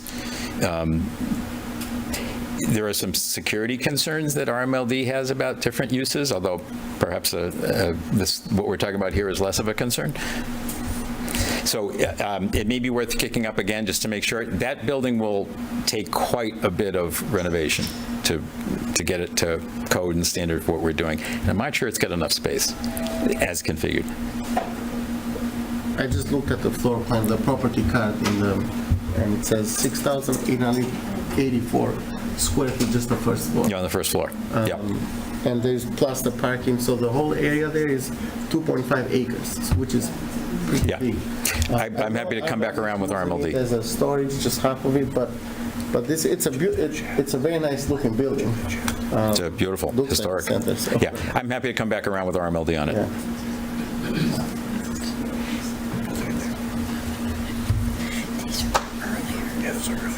You got a question over here? There's a question on Zoom. Oh, there's a hand up. Okay. Oh, go ahead, Chris. Thanks, Ed. Thanks, Mark. So I will preface my question with saying I support a fair and reasonable plan for the senior center and Killam both at the same time. But this is the first that I'm seeing that it might become, the senior center option might be coming to a vote after April town meeting of next year. Is that right, Mark? I think the hope was to do it sooner, but the reality is that's not possible. In any event, the discussion was always to be, how do we present the community with everything that's going on? Yeah, because my follow-up is, I know that Killam is June of next year because it can't be during our election thing. It's going to be 60 days, whatever scenario that is. But I would just caution against having two massive projects put together at the same time, because you run the risk of people voting for one, none, or both. And I don't think it's going to be both if you put them both on the ballot at the same time. So yeah, that's just my feedback on that. I think that the board and the community have to speak on what was going to make the most sense in terms of how to do that. We typically have a couple at least projects going on at the same time. And in terms of looking at the debt exclusions coming off, you can see we've got 3 right now, cutting down to 1 and then cutting down to 0. But I'm not sure I can remember a long period of time when we had none, ever. And to John's point, it's not likely to be that way. So the town has handled multiple major projects at the same time in the past. And trying to find a time when is better because there's nothing else going on is not possible. Well, the library was what, 12 and then went to 18 million or something like that? Is that what it was back in the day? I don't remember the specific numbers. I want to say it was 12 or 15. We got a grant, a $5 million grant, so probably it was maybe like close to 18. Yeah. And there's still the opportunity. I noticed that Framingham, I think, is it Framingham that just got some money from the federal government for a new center? $5 million. So rest assured, we're going to chase everything. Oh, believe me, you give Reading $5 million for any one of these projects, and it's making things a lot easier. I just know that the combined between these both is not going to hold a candle to what's coming off. I mean, we can't even get numbers to what it's going to be. That's how much it's going to be. Yeah. Yeah, we're 10 years later, 10 plus years later. Costs have gone up. Thanks, Chris. We have a couple of questions in the room. Go ahead. Yeah, no, I'm good. Nancy Zemlak, Butcher Park Drive, 15. Mark, correct me if I'm wrong, but when you all went out and did your site reviews, you did look at some community centers versus senior centers. And senior centers came in at about 18 to 20,000 square feet. Whole community center comes in closer to 30 to 36,000 square feet. So I think what's being proposed here is kind of a compromise of the two. Correct me if I'm wrong. Is that, do you think that? I think it's a reasonable way to think about it. It's a more complete center, and that may open other opportunities beyond that for times when it's not being used by the active living community. Yeah, absolutely. And yeah, it's certainly not a community center that's 30, 40,000 square feet. That's not it at all. We have no aspirations to that. Mark, when you said to start, Joanne Woldridge, 287 Hinkle Street. What you said to start with is it shouldn't be Killam or the senior center. It must be Killam and the senior center. What I would hate to see is a split vote, dividing factions in the town about which is more important, seniors or students. So I think your point of it being and needs to be addressed in the way it's presented to voters. Yeah, and Joe, are you thinking that a coming together as, I don't want to say as one, but similar time frame? More important than another. They both, as you say, it's got to be an and. And I think it's good to have these forums and discussions to figure out what's the best way to bring that to the community. I don't think anybody has the answer, other than an understanding that it needs to be. Thank you. So with that in mind, would MSBA have an issue with the way you present the ballot? Oh, yeah. So when you present it as a single one line item, yes or no, can you put both of them in one line item? And is I wouldn't think so. I would not think so. I would think that the MSBA is very specific. You would have to separate them, right? So you can't avoid that. And MSBA is along with the timeline. 347 Charles. I think this might be a question for the committee, I'm not sure. I heard Mark mention that ARPA funds were used for the feasibility study for the senior center, and I don't know much about it. How much were we given for ARPA funds? How much is left, and who's responsible or who has the authority to dole them out? Could we use them to offset one of the projects? Can I answer? I was the chair of the ARPA committee, and then the select board can chime in. We gave the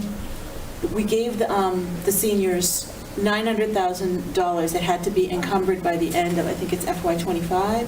So $300,000 was going to go towards the study, and $600,000 was going to go towards programs, which they're supposed to be using. In fact, every time I see a Pleasantries that charges for something, I'm like, use the ARPA money. And I'm looking at you, Chris, because I see a charge. We're using it. Because maybe it's supplementing it.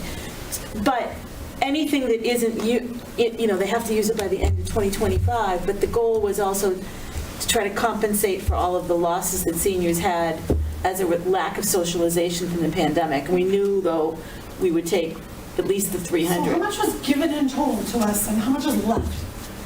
I would say, very little is left. We got I think, 7.5 million. Yeah. And, we gave, money to the schools.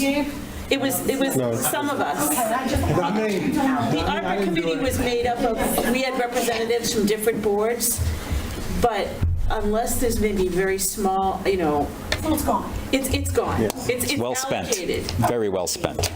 But it was, we think we spent it all over the place. We didn't just say only seniors or only schools. We gave it anywhere from the food pantry to the Y to the staff. There was premium pay for staff who worked through the pandemic. It really was well distributed. Thank you for the question. Any other questions for Mark? Thank you, sir.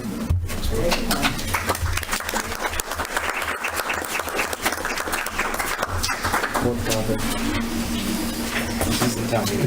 Go ahead, Carlo, you're up. I can't, hey, there may not be clapping, we're getting late. I don't know. I got 4 minutes till 9.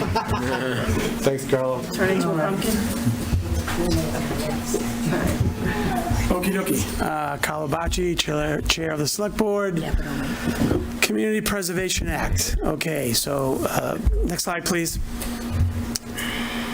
So these are the 4 items that we could use the CPA monies for: open space and recreation, historic preservation, and affordable housing. So we have a range of, so first of all, we're forming a committee, and we formed a committee, and our first meeting is tomorrow night. Tomorrow night, we're going to organize, set up a meeting schedule, and start talking about this in a lot of detail. So we can add 0.5 up to 3% surcharge/tax to all the properties in Reading.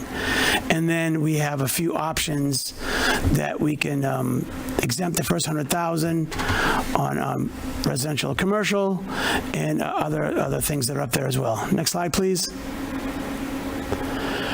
All right, there used to be matched dollar for dollar in the beginning. That's how they sucked you in, I think, but that's no longer the case. So we do get reimbursements or grant money for CPA. A lot of benefits to CPA over the 4 items that I mentioned, and a large number of communities have already adopted CPA. So basically, it gives you right here in this slide all the details of how we allocate the money each year, and obviously it would take us some time to get some adequate funding, but I think with just recreation alone, just picking that one item, not because I don't care about the other ones, how much extra money we could get for funding for our fields or adding things that we need in town. Next slide, please. All right, so this average seems to be a little bit higher now because Reading is a great community to live in. So let's take that 855 number, so to speak. And if we exempt the first 100,000, this is just an example, folks. And our average tax bill will go up approximately $84, probably higher because we're adding almost $100,000 to that top number.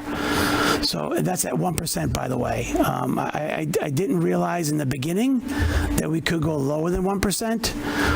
So I don't think many communities have done that. I'm sure 1% is a good baseline, but we could go 0.75. We can do whatever we want after the committee does its findings. Next slide, please. All right, like I said, let's say, more than half of our cities and towns have adopted it. And that basically says it all right there. So a lot of communities around us have adopted it. Obviously more densely populated in the eastern part of the state. But it's I don't know how long the program's been around. Maybe someone could answer that for me later. But this is the map of what we're currently doing. And we'll see what happens with our community. Next slide, please.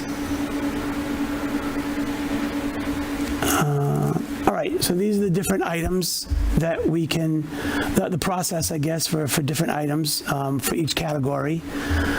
And like I said, there's a lot of benefits. You know, we have 7 members on the board. They're going to be public meetings. Anyone can attend. And these are the things we're going to talk about. And again, not knowing how much money we're going to get year over year, and then we just have to allocate them proportionately. Next slide, please. These are just some examples of what we can do for open space. Walker's Brook, Lobbs Pond, that's a new one for me. Acquisition of 1310 Main Street. We all know where that is, hopefully. We're going to have a ceremony coming up in June, ribbon cutting for that parking lot. Next slide, please. Recreation example, pickleball courts, desperately needed in town. Next slide, please. Again, some examples of historic preservation, historic resources, upgrading buildings, acquiring buildings, adding buildings to our inventory. So a lot of good things here. Next slide, please. Housing, that's very short. Rehabilitation and restoration. All right, so that's covered. Thank you. How do we adopt CPA? All right. So we formed a study group. We're going to be going over all that, needs, priorities, criteria. and then present to the board, the select board and the community, and town meeting and a vote, right? Am I right about that? Right? Town meeting and a townwide vote on adopting CPA, because it will be a tax, a surcharge on our bill, and obviously it's going to vary on the value of your home. Next slide, please. Yes, there we go. So we have a ballot question at the voting booth. I'm getting ahead of myself. Town meeting is going to be voting on this, and then if town meeting doesn't pass it, there could be a petition of registered voters, like a lot of other things in town. Next slide, please.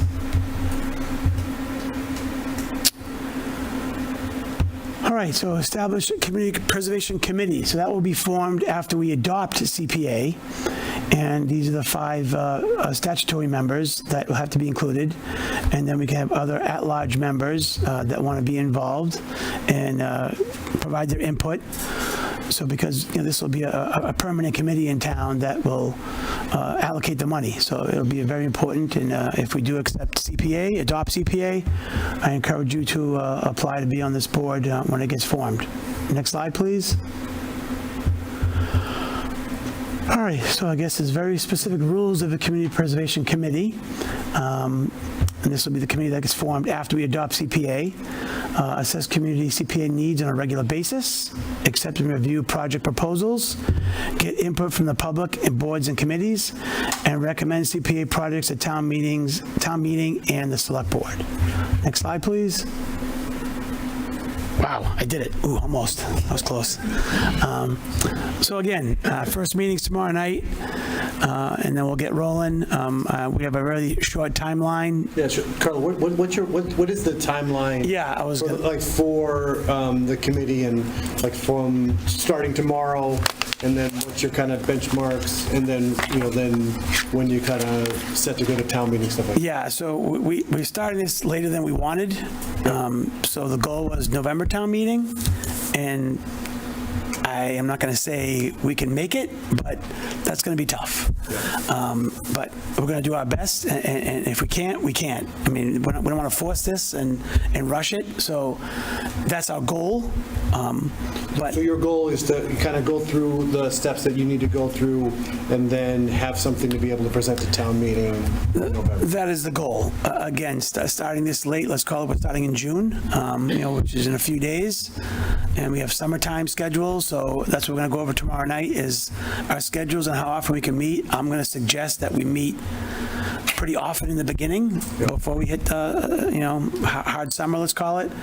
And, November town meeting will come up quick. So if the committee needs more time, we're going to take it. I don't think that'll be up to the 7 of us on the board, not to rush it. So that's the current timeline, is to present to November town meeting. So just to follow up, I'm sorry, Joe, you're on it for Finance Committee. Who else? Could you just give a quick rundown as far as who's participating in the committee? Oh, thanks a lot. Recreation. Okay. Conservation, housing. Did I say conservation? I said conservation. Yeah, they only, how many people for conservation? 1. I'm just kidding. So there's 7 of us total. How about I leave it there? I can't, yeah, me, I'm on there.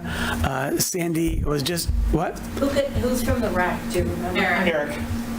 Eric Kaplan. Okay. Yeah, Sandy, who's here tonight. Sandy was just appointed a resident. Is it up there? Oh, yeah, historic. Yes, historic. Yeah. Oh, there we go. Yeah. Oh, awesome. Jackie, best in the business. Yep. Thanks, Jackie. Thank you. To make Carla think later. Oh, good one. All right, yep. Terrific. Thanks, Carl. Sorry about that. Anybody else have any questions for the committee for Carl? Mary Ann does, Nan. All right, Mary Ann. so, this question actually maybe for Matt Cornelis. Is he in the room?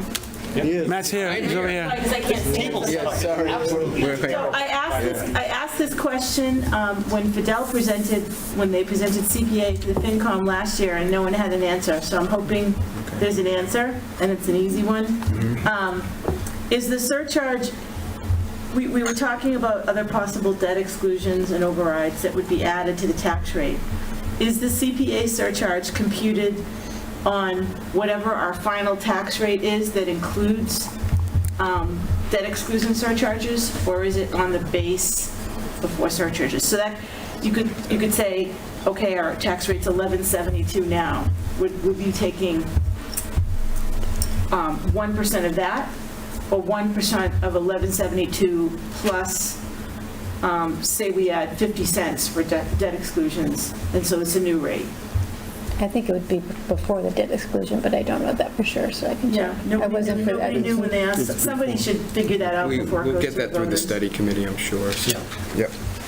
I did look into this because I remember you asking about it. So I'm extremely hesitant to disagree with Sharon Ever up here. It did look like it was just applied to the property tax bill, not to the property tax bill minus the portion of it that was associated with debt exclusions. The other thing I'm going to point out, like we just saw that, you know, a $10,000 tax bill going down by $300, that's 0.3%, that's 3%. That's 3%. 3%. So we're talking about a difference of 3% of 1%. So if the property tax surcharge is 1%, right, and whether or not debt exclusions are included will be, you know. I'm just looking at it as, okay, it's another $100 on top of, if we're adding, say we were adding 300 to the tax bill from a debt exclusion, this is another 100 on top, possibly. So it would be, well, no, it would be another $3 on top. It's $300 extra for the debt exclusions, it's 1% of that. Say that again? If it's an extra $300 for the debt exclusions, and this is 1% of that tax bill, so that's an extra $3.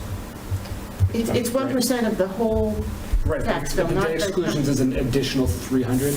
Yeah. So then the addition, the difference between whether the debt exclusions are included or not is $3. Yep. Okay, but it's still, It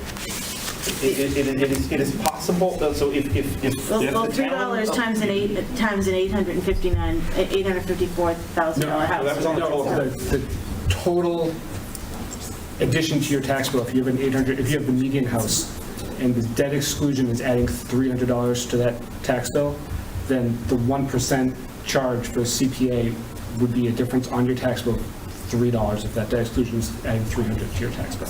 I'm not understanding. Yeah, but she's not just talking about the difference. It's minuscule between whether or not the debt exclusion or not. But you're talking about the entire tax bill. When you take CPA and they say 1%, it's 1% of your entire tax bill. Yes. And your tax bill has gone, say your tax bill has gone up by $300.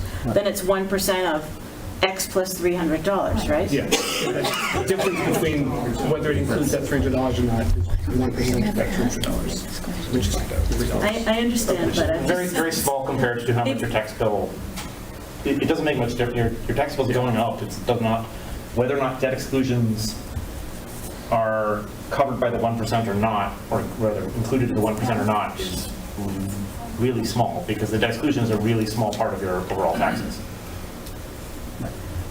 Yeah, but I'm just saying, on the total tax bill, I think people are gonna look at their total tax bill and wanna know what CPA adds to an average tax bill. And it says like about $100. At that assessed value. It's not $3, it's about $100. So that's what I was trying to say. And we passed $300. That doesn't matter, it's $100. It's about $100. Right. If at 1%. And just the other thing, Carlo, is Laura Gem had said that to get something on the November ballot, you have to have this to the state at like August 1st, I think. Is that the correct number? So I don't think anything would be on we could go to November town meeting, but it wouldn't be on the November election ballot. I don't think so. Right? I'm not planning for that. Okay. You'd have to get it before town meeting in like June or July. Right. Effectively. Which isn't happening. Yep. To start with Aaron. Hi, Erin Kaplan, Hemlock Road, and member of the school committee. So I guess that was part of what I was confused about, because you just said go to town meeting. So this isn't decided by town meeting. This would be for town meeting to vote whether to create a ballot question. Is that? That's correct. Yes. Okay. Yes. So we're looking at three big votes in 2025 at this point? Potentially. Yeah, potentially. Okay. That's the right word. Go ahead, Nancy, then. And I just have a practical question. If you go to November town meeting and get an affirmative to put it on the ballot, is there a time limit on that? Because it wouldn't be until April ballot or March ballot, whenever it is, before we can show it, especially. I don't, the town council's not here. I don't have that. I would refer to town council on the screen for that question, but I don't know that one. You could do a special election, too. That might trigger a Yep. special town meeting if you do it too, so. Right, we'll figure that out. Yeah. We'll figure that. We're going to get guidance. We're not going to wing it. The 7 of us aren't just going to wing this. We're going to get guidance. Good, let's start with, Nancy McCare. I was just wondering, you had talked about 1%, but it could be less.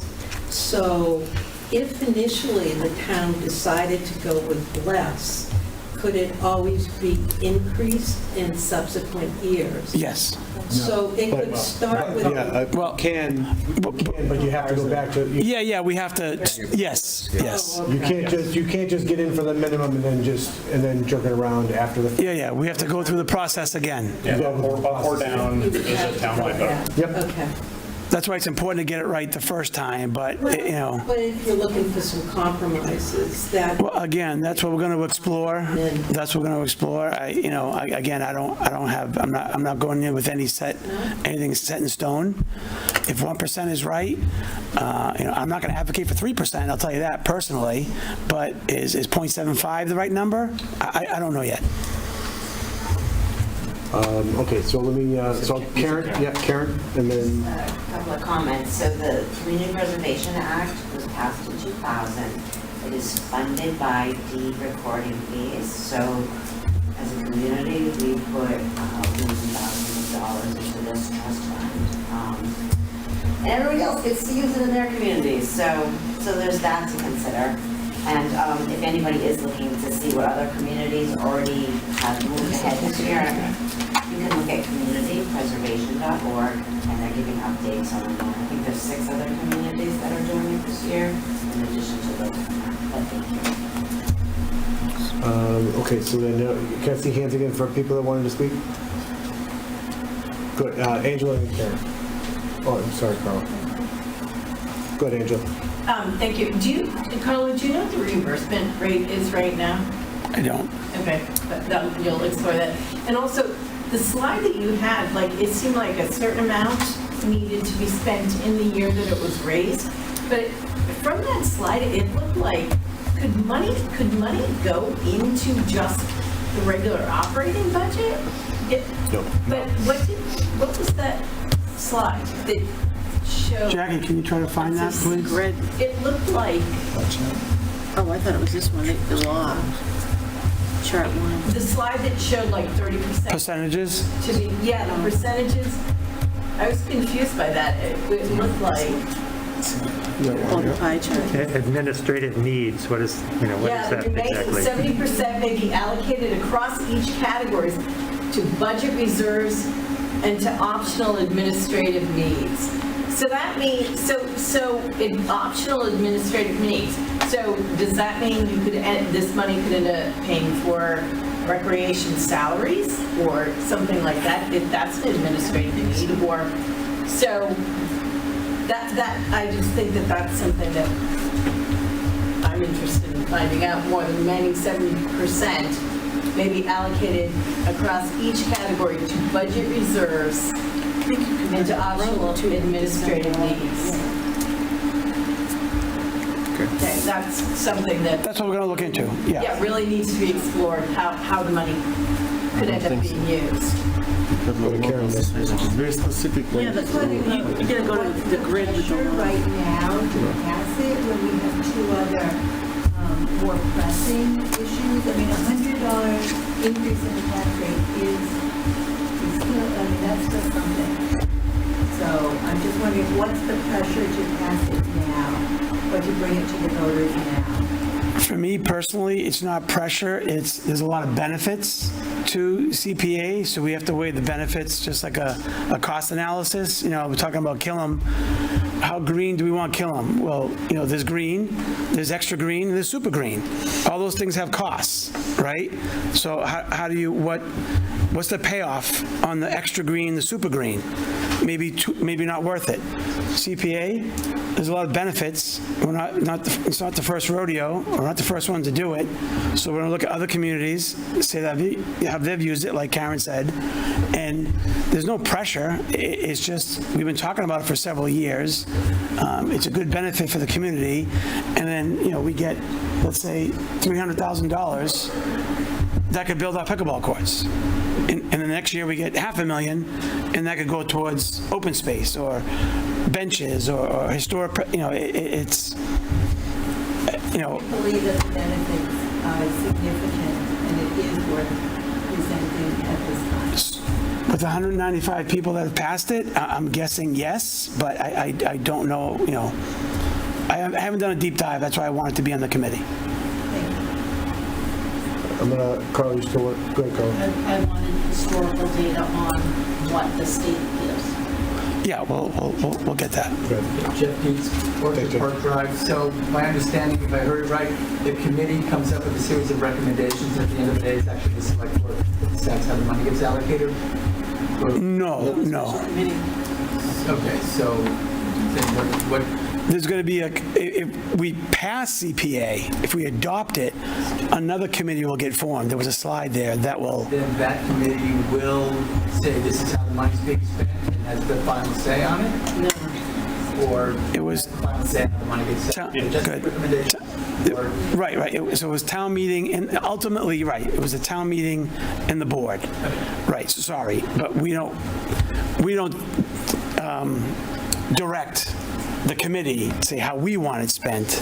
They're going to come to us and say, just like the ARPA committee, came to the Town meeting as the ultimate. We're at the end. Go ahead, Karen.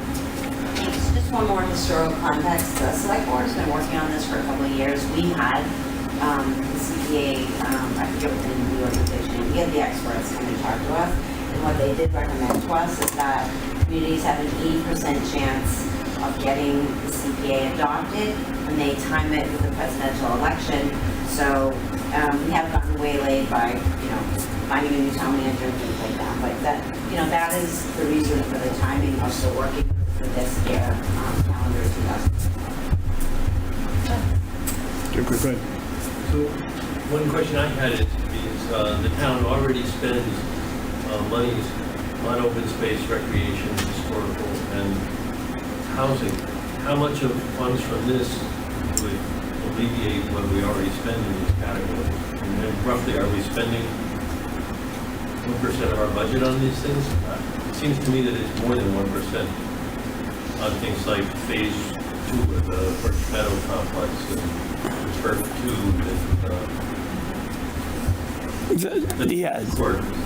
2, No, that's a good question. I think that's why so many communities have adopted it, because there's a lot of benefits to it. So that those might be costs that we would take off of our tax bill and replace it. Well, correct me if I'm wrong, it'd be budget stuff. I would guess that it would allow us to do more than what we currently are doing. That would be my guess. Or do things faster, maybe. Like quicker. sometimes we can't get to fields, like recreation fields, quick enough for people to feel like they're in good condition. So it would help us. But there, it's also done faster, get it done more extensively, but also we're already spending this money on these things. Yeah, but we can't seem to afford to do enough to keep up with everything, so having something additional. Like when we have a schedule for all the fields, for the tennis courts and basketball courts that are 26, 27, 28, maybe we can do them in 25, 26, 27, and then other stuff's going to come up in those later years. So, that's the way I see it. I think I understand your point. I mean, if in a simplistic view of it, this is how I'm interpreting your question, if we're already spending $50 and then maybe we can allocate that $50 someplace else. Again, in a perfect world, I think what you're kind of hearing is that we have $100 worth of things that we could spend on, we're only spending the 50. This allows us to be able to bridge the gap. But any other go ahead, I'm sorry. Yeah, Melissa Murphy, Van Northern. The state currently matches 21% of any CPA funds. 21%? 21. Thank you. Anyone else? Am I done? I don't know, Carla. I think we're going to keep you up there for a while. I know, that was longer than I Any other expected. questions for Carla? You sure? A lot of good It's only questions. 9:30. All right. Thanks, Carlo. All right. Appreciate it. I'll clap for you, Carlo.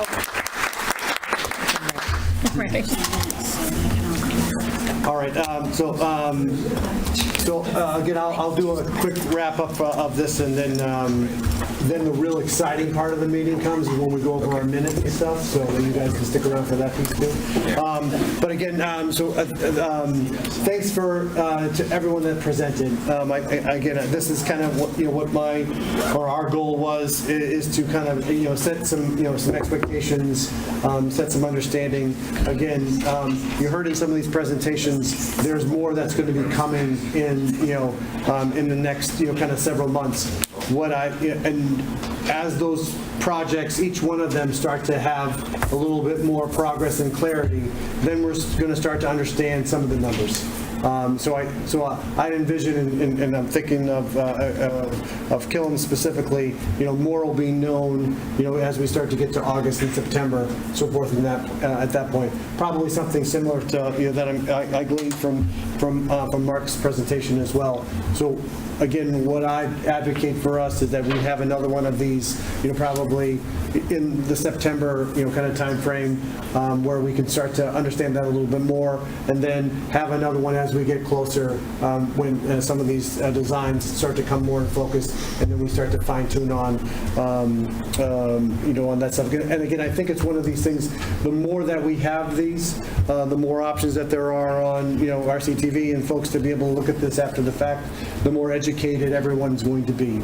And I think, and a lot of the questions here were about, kind of level setting and education, and not pitting any one project against another. I think that I didn't say that at the outset. I'm glad it came out organically in the discussion, because that's exactly what us as a community should be doing. We should be looking at these things, kind of holistically, and being educated and informed, and then these things have their own cycle anyways. But I think if we go in there with the right intentions, then at least we're doing, kind of our jobs as volunteers to kind of educating the populace as far as what gets put in front of them.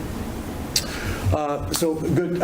Again, thanks everybody for coming. Thanks everybody for their presentations. I appreciate that. Again, we're going to get into some really interesting meeting minute discussion. But if you guys are going to leave, go ahead and you're free to go. You always were free to go. Oh yeah, actually, yeah. Unless you're on a committee like select board, you guys need to adjourn. Okay. Carla. All in favor? Aye. Thank you. Carla, Thanks. Killam is on it, Jackie, and so is the select board. All right. We'll give it a minute. We'll give it a minute for people to filter out, and then we can go through our piece.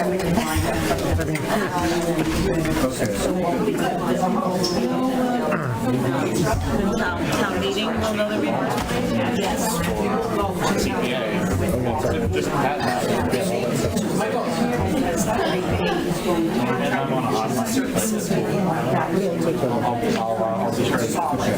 But do you think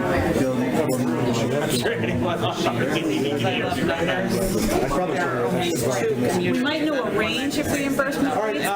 Like if we look at other communities. Thank you. All right. Okay, Finance Committee. All right, let's.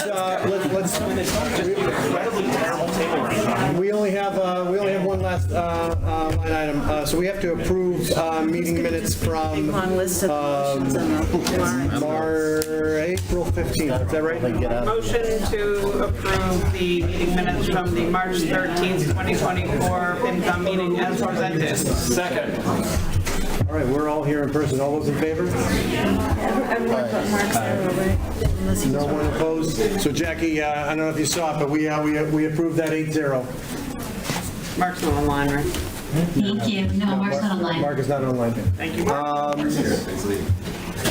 Wrong Mark. Zorro, not Doxer. Not Mark either, the other Mark. Too many Marks. Motion to adjourn? Add a girl, Mary Ann. Second? Second. Add a girl. All those in favor? We're adjourned.